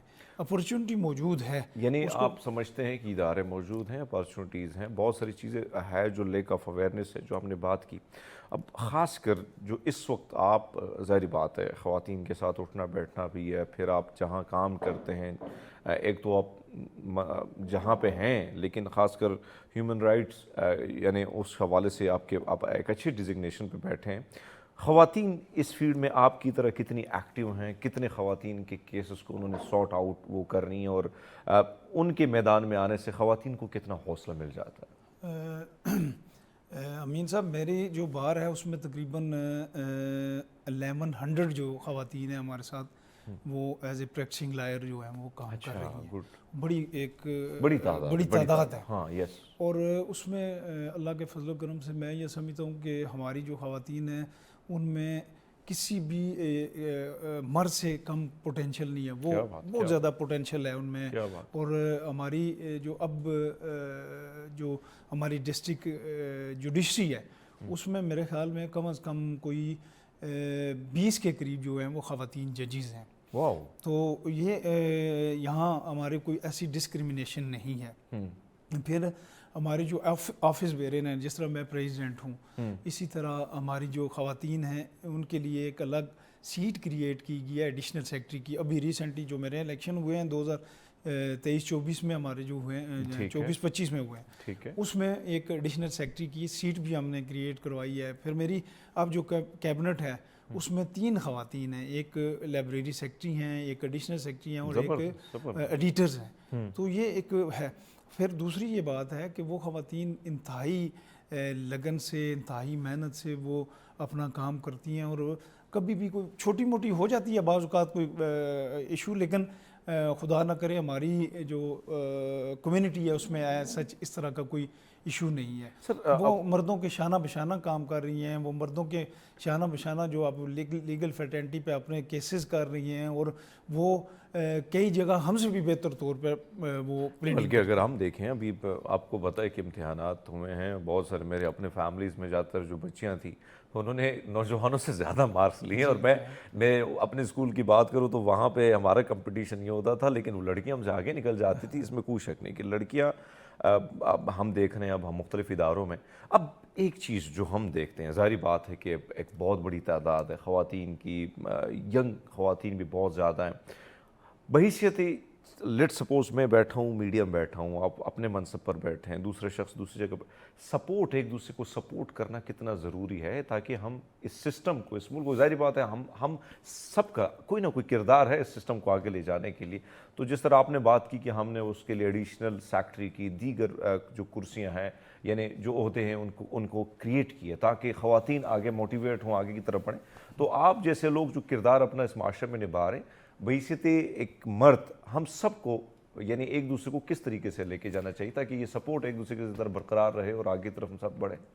دیکھیں امین صاحب، جس طرح آپ ایک میڈیا پہ بیٹھے ہیں، آپ ایک پروگرام کنڈکٹ کرتے ہیں، آپ کے ساتھ خواتین ہیں، وہ بھی آپ کے ساتھ کام کرتی ہیں. میں بس یہ وکیل ایک بار کو ریپرزینٹ کر رہا ہوں، تو میرے ساتھ بھی خواتین جو ہیں وہ کام کر رہی ہیں. اگر ہم ان کی عزت احترام کریں، ان کو ان کا مقام جو ان کا ہے وہ دیں. پھر خدا نخواستہ اگر کسی خواتین کے ساتھ کوئی زیادتی ہوتی ہے تو اس کے ساتھ کھڑے ہوں, تو آپ دیکھیں گے بہت ساری جو ہے وہ معاشرے میں اصلاح ہو سکتی ہے. ہم یہ ہوتا ہے کہ اگر فرض مال میرے کوئی بار کی کسی خواتین کے ساتھ کوئی ایسا ایشو ہوتا ہے تو وہ عام طور پہ ہم اسے اکیلا چھوڑ دیتے ہیں, وہ بیچاری پھر تھک جاتی ہے, وہ کہتی ہے کہ میں کس مصیبت میں پڑ گئی ہوں, کس ایشو کو میں نے ٹیک اپ کیا اور پھر اب مجھے وہ مختلف مسائل کا سامنا. تو اگر ہم بحثیت معاشرہ, بحثیت ادارہ, بحثیت انسان اپنی ذمہ داریوں کا احساس کریں اور اپنے جو بہنیں ہیں ہماری جو ہمارے ساتھ جو کسی بھی پروفیشن میں ہیں وہ کام کر رہی ہیں. ایک اور چیز جو ہم دیکھتے ہیں یا خواتین کے, یعنی بہت ساری فیلڈ میں, چاہے ایک وقت تھا کہ خواتین کے ڈاکٹر بننے پر اعتراضات تھے, وکیل بننے پر اعتراضات تھے, میڈیا میں آنے اعتراضات تھے. خواتین کے آنے کے بعد خواتین کو کتنی آسانی ہو گئی, یعنی اب لیٹ سپوز میں وکیل کے ساتھ میں اگر کھل کے بات ایک خاتون ہے بہت ساری چیزوں کے حوالے سے نہیں کر سکتی ہیں, بہت ساری خواتین کر سکتی, بہت ساری نہیں کر سکتی ہیں, کہ ان کا تعلق کئی ایسے علاقوں سے بھی ہوتا ہے, اور لیکن ایک خاتون اگر بیٹھی ہو تو اسے کھل کے بات ہو سکتی. آپ نے فرمایا کہ بہت ساری خواتین, یعنی 1100 کہ 11,000 آپ نے گنوایا جو فگر, معذرت اگر میں تھوڑی بہت کوتاہی کر رہا ہوں, تو ان خواتین کے آنے کے بعد ان خواتین کے مسائل کتنے جلدی سارٹ آؤٹ ہو جاتے ہیں اور کھل کے وہ اظہار بھی کر لیتی ہیں؟ ہمارے پاس جو کلائنٹ آتا ہے اس میں بہت سارے جو خواتین ہوتی ہیں وہ ان کی یہ کوئی ڈسکریمنیشن نہیں کرتے ہیں کہ وہ جو میل جو ایڈوکیٹس ہیں ان کو کیس دیں یا فیمیل کو, لیکن بہت سارے ایسے بھی ہیں, میرے پاس بھی کئی ایسے لوگ آئے ہیں جنہوں نے کہا جی ہم کسی خاتون کو اپنا کیس دینا چاہتے ہیں. تو پھر وہ ہمارے پاس اپورچونٹی ہوتی ہے, ہمارے پاس خواتین کی ایک خاصی اسٹرینتھ ہے اور اس میں بڑی کمپیٹنٹ خواتین بھی ہیں, تو ہم پھر ریفر کر دیتے ہیں ان کو, وہ کرتی ہیں اور وہ بڑی خوبصورت طریقے سے اس کیس کو ٹیکل بھی کرتی ہیں, پھر اس میں وہ اس کو ریزالو بھی کرتی ہیں. اور ہماری جو فیملی کورٹس ہیں اس میں بھی ہماری جو ججز ہیں وہ بھی بڑے پیشنٹلی ان سارے ایشوز کو دیکھتے ہیں, اور ان کی کوشش یہ ہوتی ہے کہ بالخصوص خواتین کے ایشوز جو ہوتے ہیں جو انہیریٹنس کے حوالے سے ہو گیا, اس کے علاوہ سکسیشن سرٹیفکیٹ کے حوالے سے یا پھر مینٹیننس کے حوالے سے یا بچوں کی کسٹڈی کے حوالے سے, تو اس میں بھی پریفرنس دی جاتی ہے کہ ان کے کیسز کو جلد ہی جلد یعنی ترجیحات دی جاتی ہے. اب ایک چیز جو مسئلہ ہے, کہا جاتا ہے کہ یعنی جو میں نے آپ کو بات بتائی کہ ایک لمبا پروسیجر ہے کورٹ کچہری کے چکر, وہ ہندوستان کی ایک فلم ہے جس میں وہ ایکٹر کہتے ہیں تاریخ پہ تاریخ, تو تاریخ پہ تاریخ کا سلسلہ چلتا رہتا ہے. اس قسم کے جو کیسز ہیں, یعنی ہریسمنٹ کے حوالے سے جو کیسز ہیں, اور پھر خواتین اپلیکیشن دیتی ہے, تو آپ نے جو بات کی, کیا اس میں بھی اسی طرح جس طرح اگر ہم آج کل دیکھتے ہیں کہ چاہے وہ آپ نے خلا لینی ہو, الگ ہونا ہے, تو اس قسم کے کیسز کو ترجیحی بنیاد پر جلدی حل کرنے کی کوشش کی جاتی ہے, تو کیا اس حوالے سے بھی کچھ ایسی چیزیں آپ لوگوں کے پاس ہے, یا اس قسم کی جو جج صاحبان ہیں یا وکیل حضرات ہیں وہ بھی کوشش کرتے کہ اس کیس کو سارٹ آؤٹ جلدی کیا جائے؟ جی, اس جو فیملی کورٹس ہے اس میں عام طور پہ جو کیسز ہیں وہ ان کی سپیڈی ٹرائل ہوتا ہے اور وہ سپیڈیلی ان کو ڈیسائیڈ کیا جاتا ہے. اس کے علاوہ ابھی ریسنٹلی ہمارے اسلام آباد ہائی کورٹ کے جسٹس صاحب ہیں, وہ ان کے ساتھ بھی کوئی UNO کا ڈیلیگیشن اسلام آباد ہائی کورٹ میں آیا تھا, تو انہوں نے بھی بلکہ ایک ان کو تجویز دی تھی کہ یہ جو خواتین ہیں ان کو آنا نہ پڑے, ان کو جو اگر کیسز وہ دائر کریں تو تھرو ای کورٹ کے ذریعے یا وہ جو ایک اپورچونٹی دی جاتی ہے اس کے تحت وہ کر لیں. پھر اگر ان کو آنا پڑے صرف جب ریکنسلیشن کا ایشوز ہو, جب وہ معاملے کو دونوں فریقین کو سامنے بٹھا کے تو اس وقت ان کو آنا پڑے, تو عام طور پہ وہ ان کو نہ آنا پڑے. تو یہ بھی ہے, اس طرح کا بھی ہمارا ایشو ہے. لیکن میں نے جس طرح پہلے بتایا کہ ہمارے جو فیملی کورٹس ہیں, جو فیملی ایشوز ہیں, اس میں ججز کی کوشش یہ ہوتی ہے کہ وہ ان کو پرائرٹی بیسس پہ وہ ریزالو کریں, اور اسی لیے ہماری جو ڈسٹرکٹ کورٹ میں ہماری جو فیملی کورٹس ہیں ان کو سیپریٹ کر دیا گیا. انوائرمنٹ بھی بڑا خوبصورت وہاں دیا گیا تھا.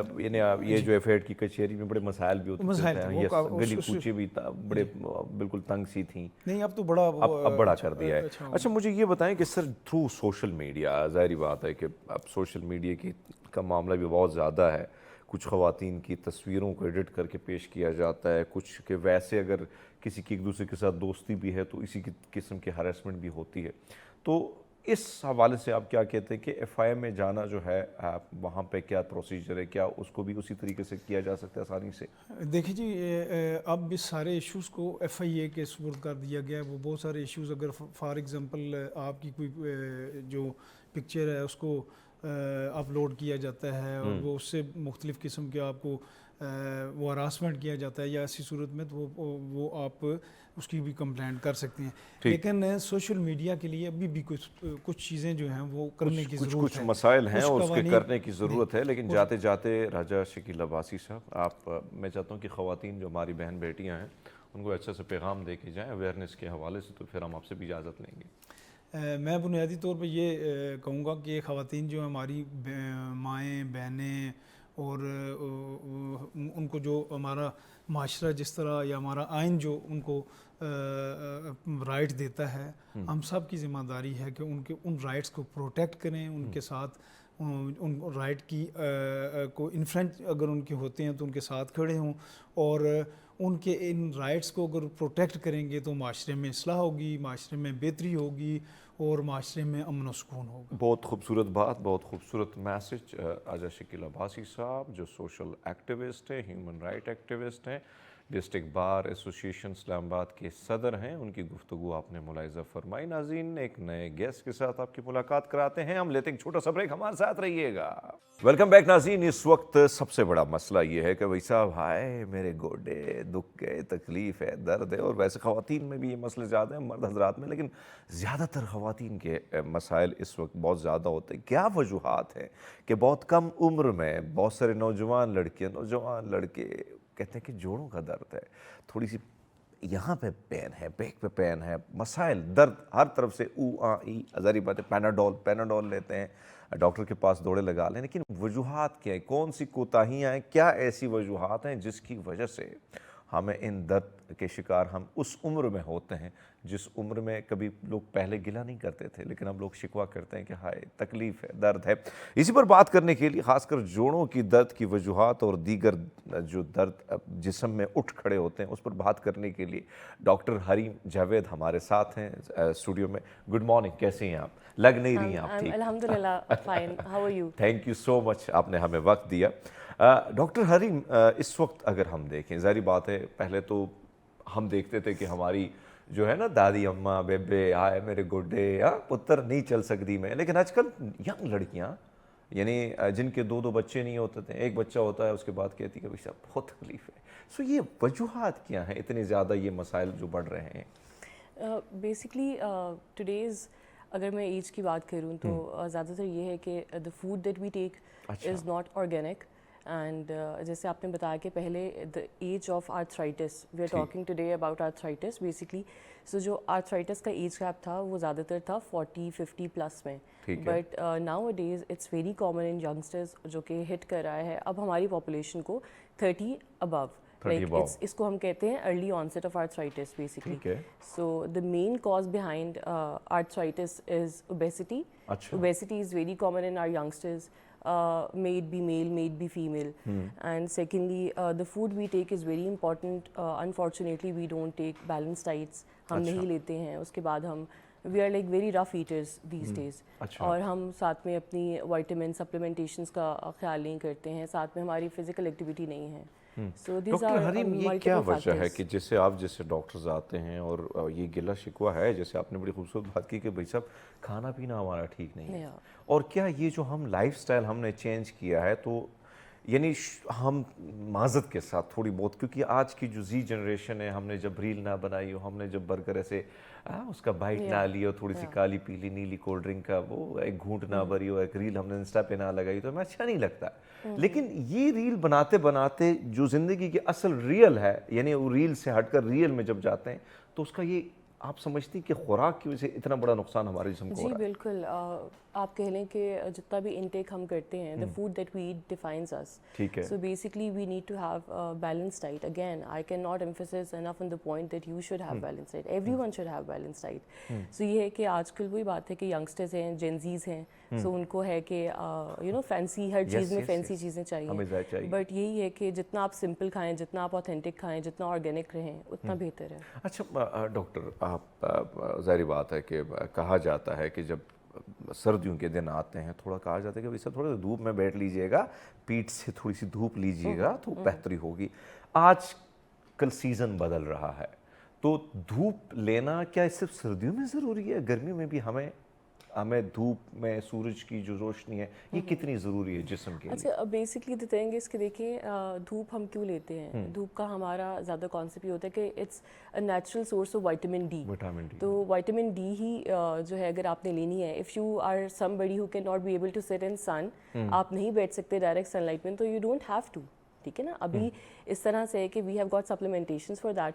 आप विटामिन डी के सप्लीमेंट्स ले सकते हैं. आप you can take medications regarding vitamin D. सो धूप is not the only source of getting vitamin D. या देयर आर सो मेनी लेकिन नेचुरल सोर्स तो है ना. नेचुरल सोर्स है. हाँ, और बगैर पैसों के. It's good also. ठीक है, आपको प्रैक्टिस भी करना चाहिए, आपको बैठना भी चाहिए.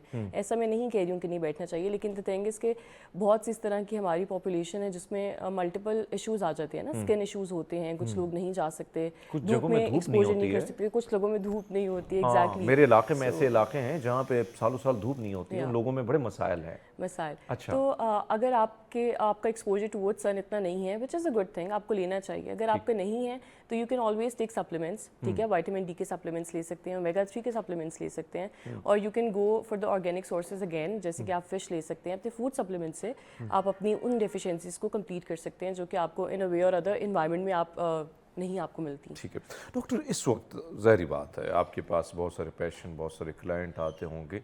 गिला शिकवा सिर्फ जोड़ों का है मेरे गोडे, या कोई और भी तकलीफ नहीं, है? बेसिकली देखें, ये जो चीज़ होती है आर्थराइटिस की, अगर मैं बात करूं, तो वो बहुत कॉमन है. अब सिर्फ इसके साथ घुटनों का या जॉइंट्स का या इन इशू का नहीं होता. आर्थराइटिस बेसिकली, अगर मैं थोड़ा सा अपने व्यूअर्स को गाइड करूं, तो उसमें ये होता है कि आर्थराइटिस में आपके जॉइंट्स, जो बॉडी के मल्टीपल जॉइंट्स होते हैं, वो इन्वॉल्व होते हैं. अच्छा डॉक्टर साहब, जो आप फरमा रही हैं कि यानी ऐसे बहुत सारी चीज़ें हैं जिसके मसाइल का सामना है नौजवानों को, लड़कियों को, लड़कों को, इवन बुज़ुर्गों को, हता कि अब 40+ की जो ख़वातीन हैं, लड़के हैं, उनको, मर्द हजरात हैं, उनको भी मसाइल है. अच्छा, बेसिकली जैसे हम बात कर रहे थे आर्थराइटिस की, थोड़ा सा मैं अपने व्यूअर्स को भी गाइड करूँगी आर्थराइटिस के बारे में. बेसिकली द थिंग इज़ कि आर्थराइटिस में सिर्फ it's not a degenerative, basically it's a degenerative disease जो कि आपके सिर्फ जॉइंट्स को अफेक्ट नहीं करती, बल्कि आपकी ओवरऑल बॉडी फिटनेस को बहुत ज़्यादा अफेक्ट करती है, जिसमें आप कह लें कि हमारे main joints of the body involve होते हैं. ठीक है. अब जिस तरह से मैं बात करूँ तो हमारा जो मोस्ट पोटेंट जॉइंट है, जो कि सबसे पहले आर्थराइटिस उसको हिट करता है, दैट इज़ नी जॉइंट. ठीक है. सो knee joint is one of the most potent area जहाँ पे आपका आर्थराइटिस स्टार्ट होता है. मोस्ट ऑफ द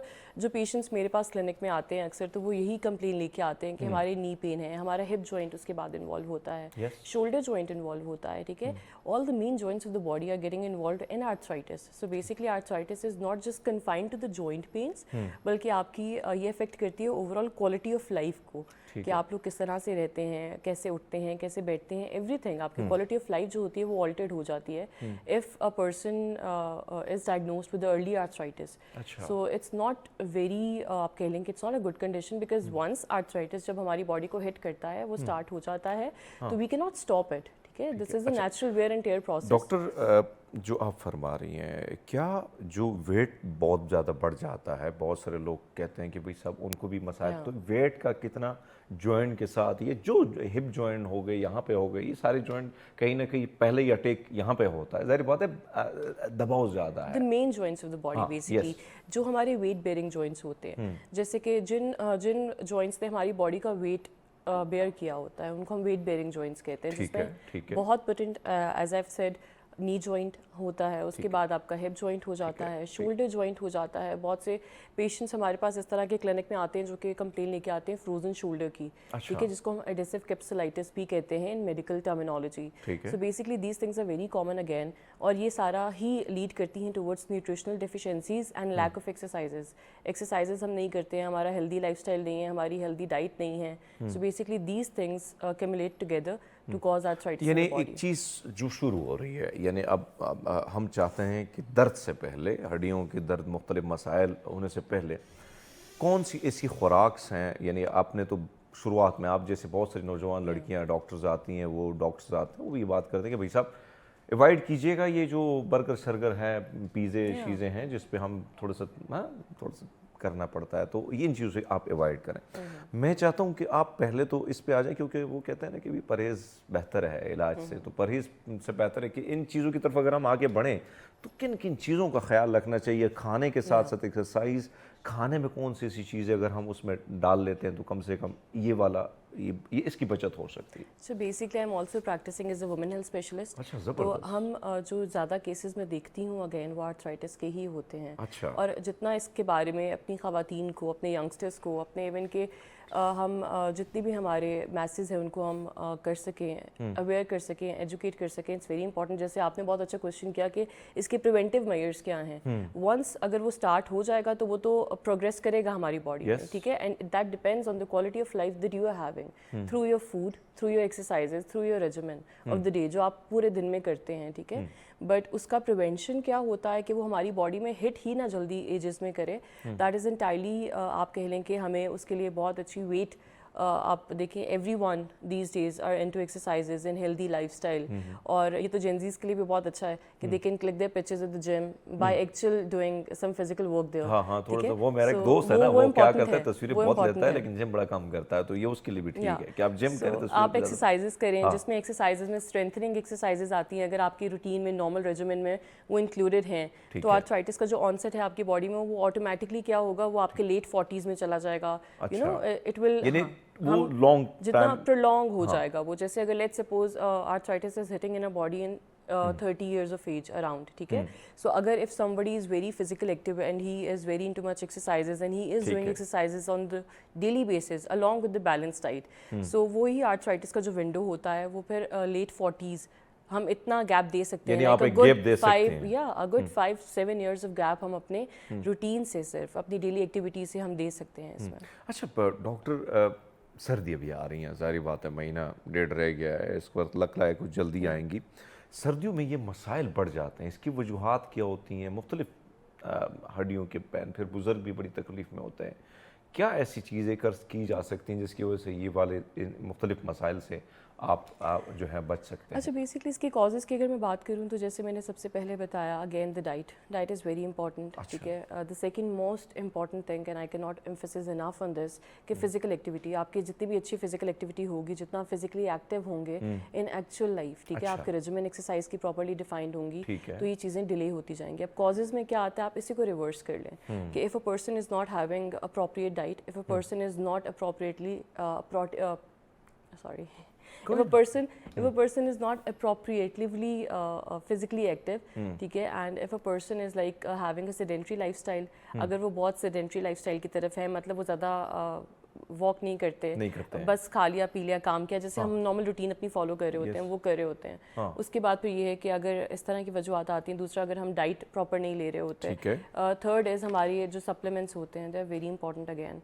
जितने हम सप्लीमेंट्स लेते हैं, जिसमें सप्लीमेंट्स में विटामिन डी बहुत पोटेंट विटामिन है जो कि आपकी बॉडी में डिफिशियंसीज होती हैं। अगर अभी भी हम एक रिसर्च सर्वेस कंडक्ट करते रहते हैं अक्सर, और अगर मैं लेटेस्ट रिसर्च पेपर्स या आर्टिकल्स की बात करूँ तो जितनी विटामिन डी डिफिशियंसीज हमारी ख़वातीन के अंदर पाई जाती हैं, ठीक है, इन आर रीजनल डोमेन, एशियंस की जितनी भी होती हैं, उसमें यह है कि उसमें ज़्यादा तादाद ख़वातीन और बच्चों की है। और इवन कि आजकल जी बच्चों की भी है, और उसमें ये होता है कि साथ में जो मेल पॉपुलेशन हमारी है, जो यंगस्टर्स होते हैं, बॉयज़ अबव 25 अडल्ट जो होते हैं, उनमें भी अक्सर देखा जाए तो काफ़ी हद तक विटामिन डी डेफिशिएंसीज आती हैं, ओमेगा 3 की डेफिशिएंसीज आती हैं, जो कि हम नॉर्मली अपनी डाइट में नहीं लेते हैं।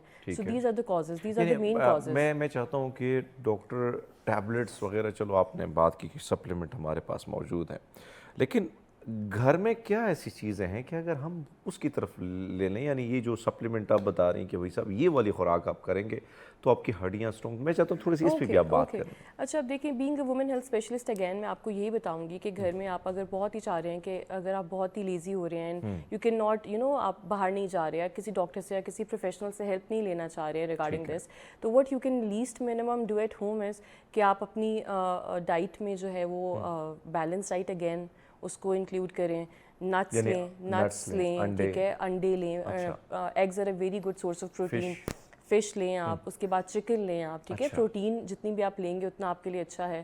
اور اگین یہ ہے کہ آپ فیٹس کو ایلیمینیٹ کر دیں اپنی ڈائٹ سے، جتنا بھی ہم فرائڈ چیزیں کھاتے ہیں ان کو، اگر ہم فروزن فوڈس کھاتے ہیں ان کو ہم، میں یہ نہیں کہہ رہی ہوں میں یہ نہیں کہہ رہی ہوں کہ it's not right and you can not just ایک بار ہی آپ you can exempt all the things at once, ایسا نہیں ہے، بٹ یہ کہ آہستہ آہستہ take one thing at a time. ابھی ریسنٹلی ڈاکٹر میں گیا ہوں عراق، ٹھیک ہے، وہاں پہ میں 14-15 دن رہا ہوں، جتنی میں ایکسرسائز کرتا ہوں مجھے پتہ ہے، لیکن وہاں پہ جانے کے بعد جو خوراک مجھے ملی ہے اس میں آئل نہ ہونے کے برابر، پھر بہت ساری ایسی چیزیں، میں جب آیا تو میں نے جب ویٹ اپنا دیکھا تو 3 kg میں کم ہوا ہوں. یعنی آپ کی بات درست ہے کہ اگر آئل کو آہستہ آہستہ اپنی زندگی سے ہم نکالیں، اگر ریموو کر دیں، دیکھیں آئل وہی بات ہے کہ we are like going back, اگر ڈاکٹرس کی میں بات کروں، ریسرچرس کی بات کروں، again we are going back to the old eras sort of a thing. اب دیسی گھی is very good and it's an organic form of taking good oils in body ٹھیک ہے نا. جیسے اگر ہم جتنے بھی چیزیں ہیں جو ہم باہر سے آرٹیفیشلی پروسیسڈ لیتے ہیں آئلس، اگر وہ ہم ایلیمینیٹ کر دیں،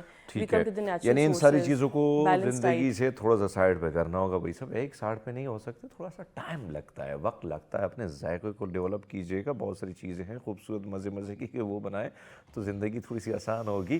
ڈاکٹر حریم کے ساتھ گفتگو کا سلسلہ جاری رہے گا، لیکن ہم لیتے ہیں چھوٹا سا بریک، ہمارے ساتھ رہیے گا. ویلکم بیک ناظرین، گفتگو کا سلسلہ جاری ہے اور ڈاکٹر حریم جو ہے، ظاہری بات ہے ڈاکٹر حریم، ایک چیز جو ہم اس وقت دیکھتے ہیں، آپ نے جو بات کی کہ زیادہ تر خواتین کے یہ مسائل ہوتے ہیں، گھروں میں بیٹھی ہوتی ہیں، بہت ساری خواتین ایکسرسائز کی طرف نہیں جاتی ہیں. آپ کا جو انسٹیٹیوٹ ہے، ایک تو مجھے یہ بتائیں کہ کہاں پہ وہ واقع ہے اور تھوڑا سا اس کا نام بھی بتائیں کہ بہت سارے لوگ جو ہیں اس سے جو ہے وہاں آ کے کوئی ٹریٹمنٹ اگر کوئی کرنا چاہتے ہیں، کوئی مسائل ہیں. Basically I've started my own setup with the name of NJ Physio Friend. اچھا، NJ Physio Friend. Okay, and I'm myself a physiotherapist, and along with that my specialty is in women health. So I'm also working as a women health specialist. یہ مجھے ایک اور اچھی بات لگی doctor حریم کہ آپ کا اپنا انسٹیٹیوٹ ہے، پھر وہاں پہ خواتین، کیونکہ خواتین جو میل فیزیوتھراپسٹ ہے بہت زیادہ تھے، لیکن بہت ساری خواتین کے ایسے مسائل ہے کہ وہ نہیں جا سکتی، ہچکچانا بھی ہوتا ہے، کہیں نہ کہیں خاندانی مسائل ہوتے ہیں. آپ جیسے خواتین آئی ہیں اور ایکٹیولی اپنا رول پلے کری، تو میرے خیال میں خواتین کے وہ مسائل بھی ذرا تھوڑے سے ریلیکس وہ ہو گئے ہیں. اب میں آپ سے جاننا چاہتا ہوں کہ جو آرتھرائٹس ہے، ان کے علامات تھوڑے سے ہم نے اس پہ بات بھی نہیں کی. The symptoms of arthritis basically اس طرح سے ہوتا ہے کہ اگر آپ لوگوں کو ڈسٹنگوش کرنا ہے کہ whether you are suffering from it or not، تو بہت ہی ایک پوٹنٹ سمپل سا ایک آپ کہہ لیں کہ سمٹم ہے، دیٹ از آپ جب صبح اٹھتے ہیں مارننگ میں تو آپ دیکھیں کہ ڈو یو فیل فریش. جب آپ سو کے اٹھتے ہیں تو کیا آپ فریش ہیں، یا آپ کی باڈی میں اسٹفنس ہے، یا آپ کو بہت ہی زیادہ کھچاؤ فیل ہوتا ہے اپنی باڈی میں، آپ کا دل کرتا ہے کہ آپ اٹھے نہیں، یو بینگ لیزی. اگر آپ اٹھ بھی رہے ہیں، ایک ہوتا ہے کہ آپ اٹھ جائیں ٹھیک ہے، ویکنگ اپ، ایک ہوتا ہے گیٹنگ اپ.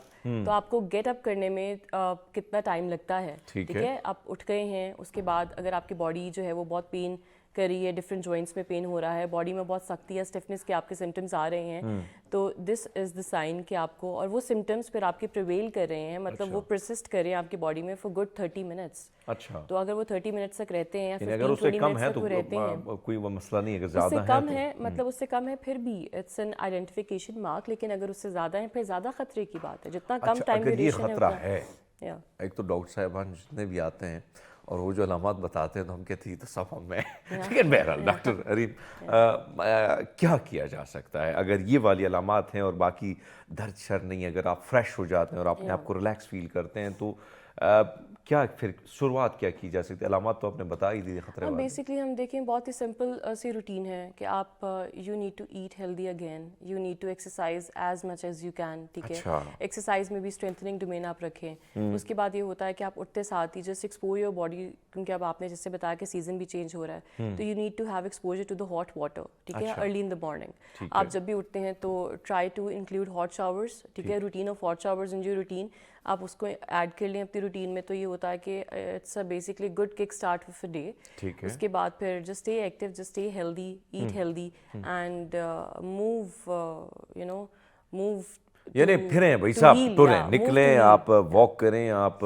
لیکن حریم ایک اور چیز, بہت ساری خواتین, کیونکہ میں خواتین کی بات اس لیے کر رہا ہوں کہ ہمارے جو والد صاحب کا جو یا بھائی کا جو کلینک ہے وہاں پہ اس قسم کے پیشنٹس بہت آتے ہیں, خواتین کی تعداد بہت ہوتی ہے. کہتی کہ بھئی ہم تو جھاڑو لگا لیتے ہیں, برش لگا لیتے ہیں, برتن مانج لیتے ہیں. ایز اٹ اوکے یہ ایکسرسائز ہے, یہ ایکسرسائز تھوڑی بہت؟ آپ کو پتہ ہے آپ نے بہت اچھا کویشچن کیا ہے, بیکاز یہ ہمیں جتنا بھی اس پہ اویئرنیس کی جائے لوگوں کی وہ کم ہے. یہ خواتین ہمارے بھی جیسے کلینک میں میرے بھی آتی ہیں, وہ کہتی ہیں کہ ڈاکٹر صاحبہ ہم پورا دن کام کرتے ہیں, تو ہماری وہ اٹ سیلف ایکسرسائز ہے. تو میں یہ آج اپنے ویورس کو بتاتی چلوں کہ دس از ناٹ جسٹ اٹ, ٹھیک ہے. آپ اگر گھر کا کام کر رہے ہیں تو وہ ایکسرسائز کاؤنٹ نہیں کرتے. ہم being a medical professional, being an exercise specialist, میں کبھی بھی اس کو کاؤنٹ نہیں کروں گی آپ کی فزیکل ایکٹیویٹی ڈیوریشن میں, ٹھیک ہے. فزیکل ایکٹیویٹی کیا ہوتی ہے, وہ ان چیزوں سے ہٹ کے ہوتی ہے. وہ آپ نے اسپیسیفکلی اپنے لیے take a good half an hour اور این آور, ٹھیک ہے, آؤٹ آف یور روٹین. 24 گھنٹوں میں سے اگر ہم 1 گھنٹہ اپنے لیے نکال لیں تو it's not something very bad. تو ہمیں وہ نکالنا چاہیے, اور اس میں پھر ہمیں کیا کرنا چاہیے, خود کی ایک سیلف کیئر کرنی چاہیے جس میں یہ چیزیں آ جاتی ہیں. اب ایکسرسائز کے لیے آپ کو کم سے کم بھی اگر کسی نے گھر پہ ہی اسٹارٹ کرنا ہے, اگر آپ کو, ہاں آپ سائیکل رکھ لیں, آپ گھر کے اندر ہی واک کر لیں, ٹھیک ہے, اپنے لان کے اندر واک کر لیں, اپنے ٹیریسز پہ کر لیں, اپنے چھت پہ کر لیں واک. لیکن اسٹارٹ ہیونگ اے روٹین جو کہ فزیکلی بہت ایکٹیو ہو, جس میں آپ کی واک آ جائے. منیمم آپ اسٹارٹ کریں 15 منٹس اے ڈے, اس کے بعد اس کو پروگریسولی آہستہ آہستہ کر کے انکریز کر دیں, بڑھانا شروع کر دیں. آفٹر ایوری 2 days آپ اس میں 5 منٹس ایڈ کر لیں. تو اس طرح سے کیا ہوگا کہ آپ کی باڈی بھی یوز ٹو ہو جائے گی, اور دوسرا یہ کہ آپ فزیکلی بھی ایکٹیو ہو جائیں گے in your own specific domain. اگر آپ گھر سے نکل کے اسپیسیفکلی 1 گھنٹہ نہیں دینا چاہ رہے ہیں خود کو, تو you can practice all these things at home. اچھا ڈاکٹر, ایک اور چیز جو زیادہ تر نوجوان لڑکوں میں بھی یہ پرابلم ہے, خواتین میں آفٹر پریگنینسی بھی یہ پرابلم آ جاتی ہے, ہپ جوائنٹ پین جو ہے یہ بہت زیادہ ہے, اور بڑے نوجوانوں کو میں نے دیکھا بیچارے پھر بڑا مشکل ہوتا ہے, خواتین کو میں نے دیکھا ہے. کیا ایسی وجوہات ہوتی ہیں جس کی بنا پر یہ والا پین اٹھ کھڑا ہوتا ہے, اور کیا اس کی ٹریٹمنٹ, پھر کیا پروسیجر ہے, کس طریقے سے اس سے بچاؤ کیا جا سکتا ہے, کیا کوئی ایکسرسائز ہے؟ اب میں آپ کو بتاؤں, بیسکلی یہ ہمارا ایک سوسائٹی کا المیہ ہے, میں اس کو کہوں گی ڈیلیما ہے, جس پہ ابھی تک we are not working on it. جیسے آپ نے پریگنینسی کی بات کی ہے, پریگنینسی کے لیے بھی پراپر ایکسرسائزز ہوتی ہیں, ٹھیک ہے. جب آپ کنسیو کر لیتے ہیں اس میں ہم اس کو کہتے ہیں اینٹی نیٹل ایکسرسائزز, جو کہ کرنا چاہیے, جو کہ کانسیپٹ ہے ہی نہیں ابھی ہماری سوسائٹی میں نہیں ہے, ٹھیک ہے. اس کے بعد پھر پورا آپ کا وہ جو 9 months کیئر ہوتی ہے وہ آپ کی امپورٹنٹ ہوتی ہے, وہ آپ کی اگین ڈائٹ اور ایکسرسائزز امپورٹنٹ ہوتی ہیں. بہت سی خواتین کنسیو کر کے ان کو یہ لگتا ہے کہ اب تو ہم بیڈ باؤنڈ ہیں, اب ہم نے کوئی کام نہیں کرنا ہے, we don't have to be physically active, which is wrong. یہ چیز نہیں ہونا چاہیے. کام ضروری ہے, اور کام کون سا ضروری ہے وہ آئیڈینٹیفائی کرتا ہے کہ آپ کون سے ٹرائمیسٹر میں ہیں, اور اس کے لیے وہی بات ہے کہ ہر ٹرائمیسٹر وائز ایکسرسائزز آر دیئر, ٹھیک ہے, جن پہ ہمیں فوکس یا اویئر کرنے کے لوگوں کو ضرورت ہے. کہ اگر آپ through out the pregnancy period, آپ کے جو 9 months ہوتے ہیں اور 3 months کا ایک ٹرائمیسٹر ہوتا ہے, اب اس 3 months میں آپ نے ایک طرح کی ایکسرسائزز کرنی ہے, اس کے بعد ایک طرح سے, اور اس میں یہ ہوتا ہے کہ اگر آپ اس طرح ایکسرسائزز اور اپنی بیلنس ڈائٹ لے کے چلیں گے along with the work routine that you are doing at your home, تو آپ کی جو ڈلیوری ہوتی ہے اس کے بہت سے مسائل ایزیلی حل ہو جاتے ہیں, اور جو پوسٹ پریگنینسی پینز آتی ہیں وہ کافی حد تک کم ہو جاتی ہیں. اس طرح کی پاپولیشن میں جو کہ تھرو آؤٹ دا پریگنینسی اپنی ایکسرسائزز جو ہے وہ جاری رکھتی ہیں, اپنی ڈائٹ اچھے سے رکھتی ہیں, مینٹین کرتی ہیں, تو ان کو پوسٹ پریگنینسی یہ ہپ کے ایشوز نہیں آتے, بیک کے ایشوز نہیں آتے. اور جیسے آپ نے کہا کہ ہپ کا ایشو کیوں ہوتا ہے, بیسکلی وہ اسی لیے ہوتا ہے کیونکہ اس میں کیا ہوتا ہے کہ آپ کی جوائنٹس جو ہوتے ہیں وائل پریگنینسی اور ان اینی ادر, اگر آپ پریگننٹ نہیں بھی, نارمل فیمیلس کے لیے, نارمل پاپولیشن کے لیے بھی یہی ہے کہ آپ کے جوائنٹ میں جو ہوتی ہے وہ موبلٹی نہیں ہوتی ہے, آپ کے joint are not use to of getting the entire weight of your body, ٹھیک ہے. اوپر سے آپ اوبیز بھی ہیں, پھر آپ چل پھر بھی نہیں رہے ہیں, پھر آپ کچھ اچھا کھا بھی نہیں رہے ہیں, پھر آپ کے جو سپلیمنٹس ہیں وہ آپ کی نیوٹریشنل ڈیفیشنسیز آپ کی باڈی کے اندر آلریڈی ایگزسٹ کر رر ہیں. تو یہ سارے فیکٹرز ہوتے ہیں جو کہ کاز کرتے ہیں. جو آپ فیکٹر بتا رہی ہیں, اب کیا اس کا جو ٹریٹمنٹ ہے, بہت سارے کچھ لوگوں کی تو پھر اللہ معاف کرے آپریشن سرجری. اگر میں آپ کو بتاؤں, دیکھیں we don't have to go toward surgery ایک دم سے. ایک تو ہمیں لوگوں کو یہ بھی تھوڑا سا اویئر کرنے کی ضرورت ہے کہ surgery is not the solution, ہر چیز کا حل سرجری نہیں ہے, ٹھیک ہے. تو آپ نے کیا کرنا ہے, جب بھی آپ کو تھوڑی سی پین اسٹارٹ ہوتی ہے, اس پہ ہمیں کیا کرنا ہے, اس پہ we need to get alert, کہ آپ کا اگر باڈی میں کہیں پہ بھی کوئی پین آ رہا ہے تو you need to get started with that. ٹھیک ہے, آپ نے اس کو ایزی نہیں لینا ہے. جیسے بہت ایسا ہوتا ہے کہ ہم اکثر کہتے ہیں کہ لیٹ اٹ بی, ٹھیک ہو جائے گا, ٹائم کے ساتھ ٹھیک ہو جائے گا, لیکن وہ ٹھیک نہیں ہوتا. اگر آپ کی کوئی بھی اگین پین انڈیکیشن ہے any where on the body, ٹھیک ہے, آپ کی بیک میں ہے, آپ کے نیز میں ہے, آپ کے ہپس میں ہے, تو آپ نے فوراً سے کیا کرنا ہے, اس کو رپورٹ کرنا ہے. بی اویئر اباؤٹ اٹ کہ مجھے پین ایگزسٹ کرتا ہے, and directly you need to go towards a physio. آپ فزیو کے پاس اگر آئیں گے تو فزیو میں پھر ہم کیا کرتے ہیں, جیسے آپ نے کہا اس کی مینجمنٹ کی طرف آتے ہیں. اس کی مینجمنٹ میں سب سے پہلے ہم پین مینجمنٹ کرتے ہیں, جو کہ پین مینجمنٹ یہ ہوتا ہے کہ ہمارا فرسٹ انیشیٹو اسٹیپ یہ ہوتا ہے کہ we have to manage the pain, کیونکہ پیشنٹ اگر پین میں ہے تو وہ ایکسرسائزز بھی نہیں کر پائے گا آبویسلی. اور بہت سی ایسی کنڈیشن ہوتی ہیں کہ جن میں پین کی وجہ سے ہم انکریج بھی نہیں کرتے کہ ایکسرسائز کریں. تو فرسٹ اسٹیپ ہمارا جو ہوتا ہے بینگ اے فزیو تھراپسٹ, وہ یہ ہوتا ہے کہ ہم نے ان کی پین کو مینیج کرنا ہے. پین کو مینیج کرتے ہیں ہم اپنے موبلائزیشنز ہوتی ہیں, ہماری مینول تھراپی کی بہت سی ٹیکنیکس ہوتی ہیں, اور وہ سب سے اچھی چیز یہ ہے کہ اس کے لیے you don't have to take any medications in. ٹھیک ہے, آپ کی باڈی میں کوئی اسٹیرائڈز نہیں جا رہے ہیں, کوئی پین کلرز نہیں جا رہے ہیں, کوئی اینسڈز نہیں جا رہے ہیں جس میں آپ کے سائڈ افیکٹس آئیں. تو فرسٹلی ہم پین مینجمنٹ کرتے ہیں. سیکنڈ ہم کیا کرتے ہیں کہ اس جوائنٹ کی جو موبلٹی ریڈیوسڈ ہوئی ہوتی ہے, یا وہ ہائپر موبائل ہوتا ہے, یا اس کی موبلٹی انہانس ہوئی ہوتی ہے, اس کی اسٹیبلٹی کمپرومائزڈ ہوتی ہے, تو اس کے لیے پھر ہم کیا کرتے ہیں, ہم اسٹریچز کراتے ہیں. اس کے لیے پھر پراپر ایکسرسائز ریجیمنز ہوتے ہیں جو کہ پروفیشنل اگین ہی کرائے گا, ڈاکٹر ہی کرائے گا. آپ یوٹیوب سے دیکھ کے سرچ کر کے اگر کریں گے تو وہ ہیزٹس, ہاں جی, وہ بہت ہیزٹس میں کنورٹ ہو سکتا ہے آپ کی اپنی باڈی کے لیے. So you need to have a proper professional guideline for the exercises. اس کے بعد پھر ہم کیا کراتے ہیں, we close all this management routine with strengthening protocol. ہم پھر اسٹرینتھنگ کراتے ہیں, اینڈ بلیو یو می بہت سے ایسے پیشنٹ ہمارے پاس آتے ہیں جو کہ گریڈ 4 آرتھرائٹس کے ہوتے ہیں, جن کی جوائنٹ موبلٹی, پیٹیلر موبلٹی بہت ریڈیوسڈ ہوتی ہے. اور ان جیسے پیشنٹس کو بھی ہم نے ٹریٹ کیا ہوا ہے, اور ان کو بھی وداؤٹ میڈیکیشن پہلے آ کے پین فری لائف کے ساتھ ہم نے ان کی کوالٹی انہانس کی ہے. اچھا, زبردست, یہ تو بہت اچھی بات ہے کہ بغیر سرجری کے بہت ساری ایکسرسائز, بہت ساری ایسی چیزیں ہیں. ڈونٹ گو فار انجیکشنز اور steroidal injections for the pain killers. نہیں, it's a big no from my side. Just try physio and try healthy way of living a life. ٹھیک ہے, جس کو ہم لائف اسٹائل ماڈیفیکیشن کہتے ہیں, جس میں اگین آپ اپنی ڈائٹ سے کام لے سکتے ہیں, آپ اپنی ڈائٹ کو بہتر کر سکتے ہیں, آپ ایکسرسائزز پہ بہت ایمفیسائز یا فوکس کر سکتے ہیں. ٹھیک ہے, تو اگر آپ ہیلدی لائف اسٹائل کی طرف آئیں گے تو آپ اتنا ہی انجیکشنز اور سرجری سے بچ جائیں گے. ظاہری بات ہے کہ اب بہت سارے سے کھانے ہیں, کچھ کھانے جو آپ نے بتائیں کہ بھائی صاحب یہ والی چیزیں نہ کھائیں. اب کہا بھی یہ جاتا ہے کہ بھائی یورک ایسڈ کا استعمال, اب آپ نے اتنا یہ ایک فیکٹر جو ہے وہ یورک ایسڈ آپ کے اگر باڈی میں اسٹارٹ ہو جائے تو اٹس, آپ کہہ لیں کہ اٹس این انیشیٹو پوائنٹ آپ کی جوائنٹ پین کا. اچھا, کوئی آپ کی باڈی میں ایسا جوائنٹ نہیں ہوگا جو کہ پینفل نہ ہو, اسپیشلی آپ کا نی جوائنٹ, آپ کے جو فیٹ کے جوائنٹس ہوتے ہیں ان کو ہٹ کرتا ہے یورک ایسڈ. اور اگر یورک ایسڈ کو پراپرلی ہم ٹریٹ نہیں کریں تو اس کی جو ورس کنڈیشنز ہوتی ہیں وہ یہی ہوتا ہے کہ کیلشیم کی ڈیپوزیشنز آپ کے جوائنٹ میں اسٹارٹ ہو جاتی ہے, کیلسیفیکیشن اسٹارٹ ہو جاتی ہے. اس کنڈیشن کو ہم پھر فردر طریقوں سے, اور وہ بہت پینفل ہوتا ہے. سو اگین وہی بات ہے, اب یورک ایسڈ کیوں ہائی ہوتا ہے, وہ ہائی پروٹین انٹیک کی وجہ سے ہوتا ہے. زیادہ پروٹین جب آپ کی باڈی میں جمع ہونی شروع ہو جائے اور وہ اتنی ایکسٹرا اماؤنٹ میں ہو کہ وہ آپ کے جوائنٹس کے اندر جا کے ایکومولیٹ کرنا شروع کر دے, اور وہ وہاں پہ ریڈیوس ہوتا ہے یورک ایسڈ کے انٹر ہونے سے. It's not something that is related to it, but یہ ہے کہ یورک ایسڈ کی جب باڈی میں مقدار زیادہ ہو جاتی ہے تو اٹ مینس کہ آپ کی پروٹین باڈی میں آپ کی انٹیک آف پروٹین زیادہ ہے. ٹھیک ہے, اب جو انٹیک آف پروٹین ہوتا ہے جب وہ ڈسٹروائے ہوتا ہے انٹو دا پارٹیکلس, تو وہ جو پارٹیکلز ہوتے ہیں وہ آپ کے جوائنٹ میں ایکسکریٹ آؤٹ ہونے کی بجائے, کیونکہ ایگزیس اماؤنٹ میں ہے جتنا ہونا چاہیے, پھر وہ کیا کرتا ہے کہ وہ آپ کے بونز میں اسٹارٹ ہو جاتا ہے, جمنا اسٹارٹ ہو جاتا ہے. آپ کہہ لیں کہ کیلسیفیکیشن اسٹارٹ ہو جاتی ہے اس کے ڈفرینٹ جوائنٹس میں. تو سب سے پوٹنٹ جوائنٹ جو ہوتا ہے جو کہ یورک ایسڈ میں پینفل ہوتے ہیں وہ آپ کے بگ ٹو ہوتا ہے. ہمارا جو بگ ٹو ہوتا ہے اس میں کیلسیفیکیشنز ہو جاتی ہے, اس میں کرسٹلز بن جاتے ہیں باقاعدہ آپ کی ان چیزوں کے, جو کہ بہت پینفل ہوتے ہیں.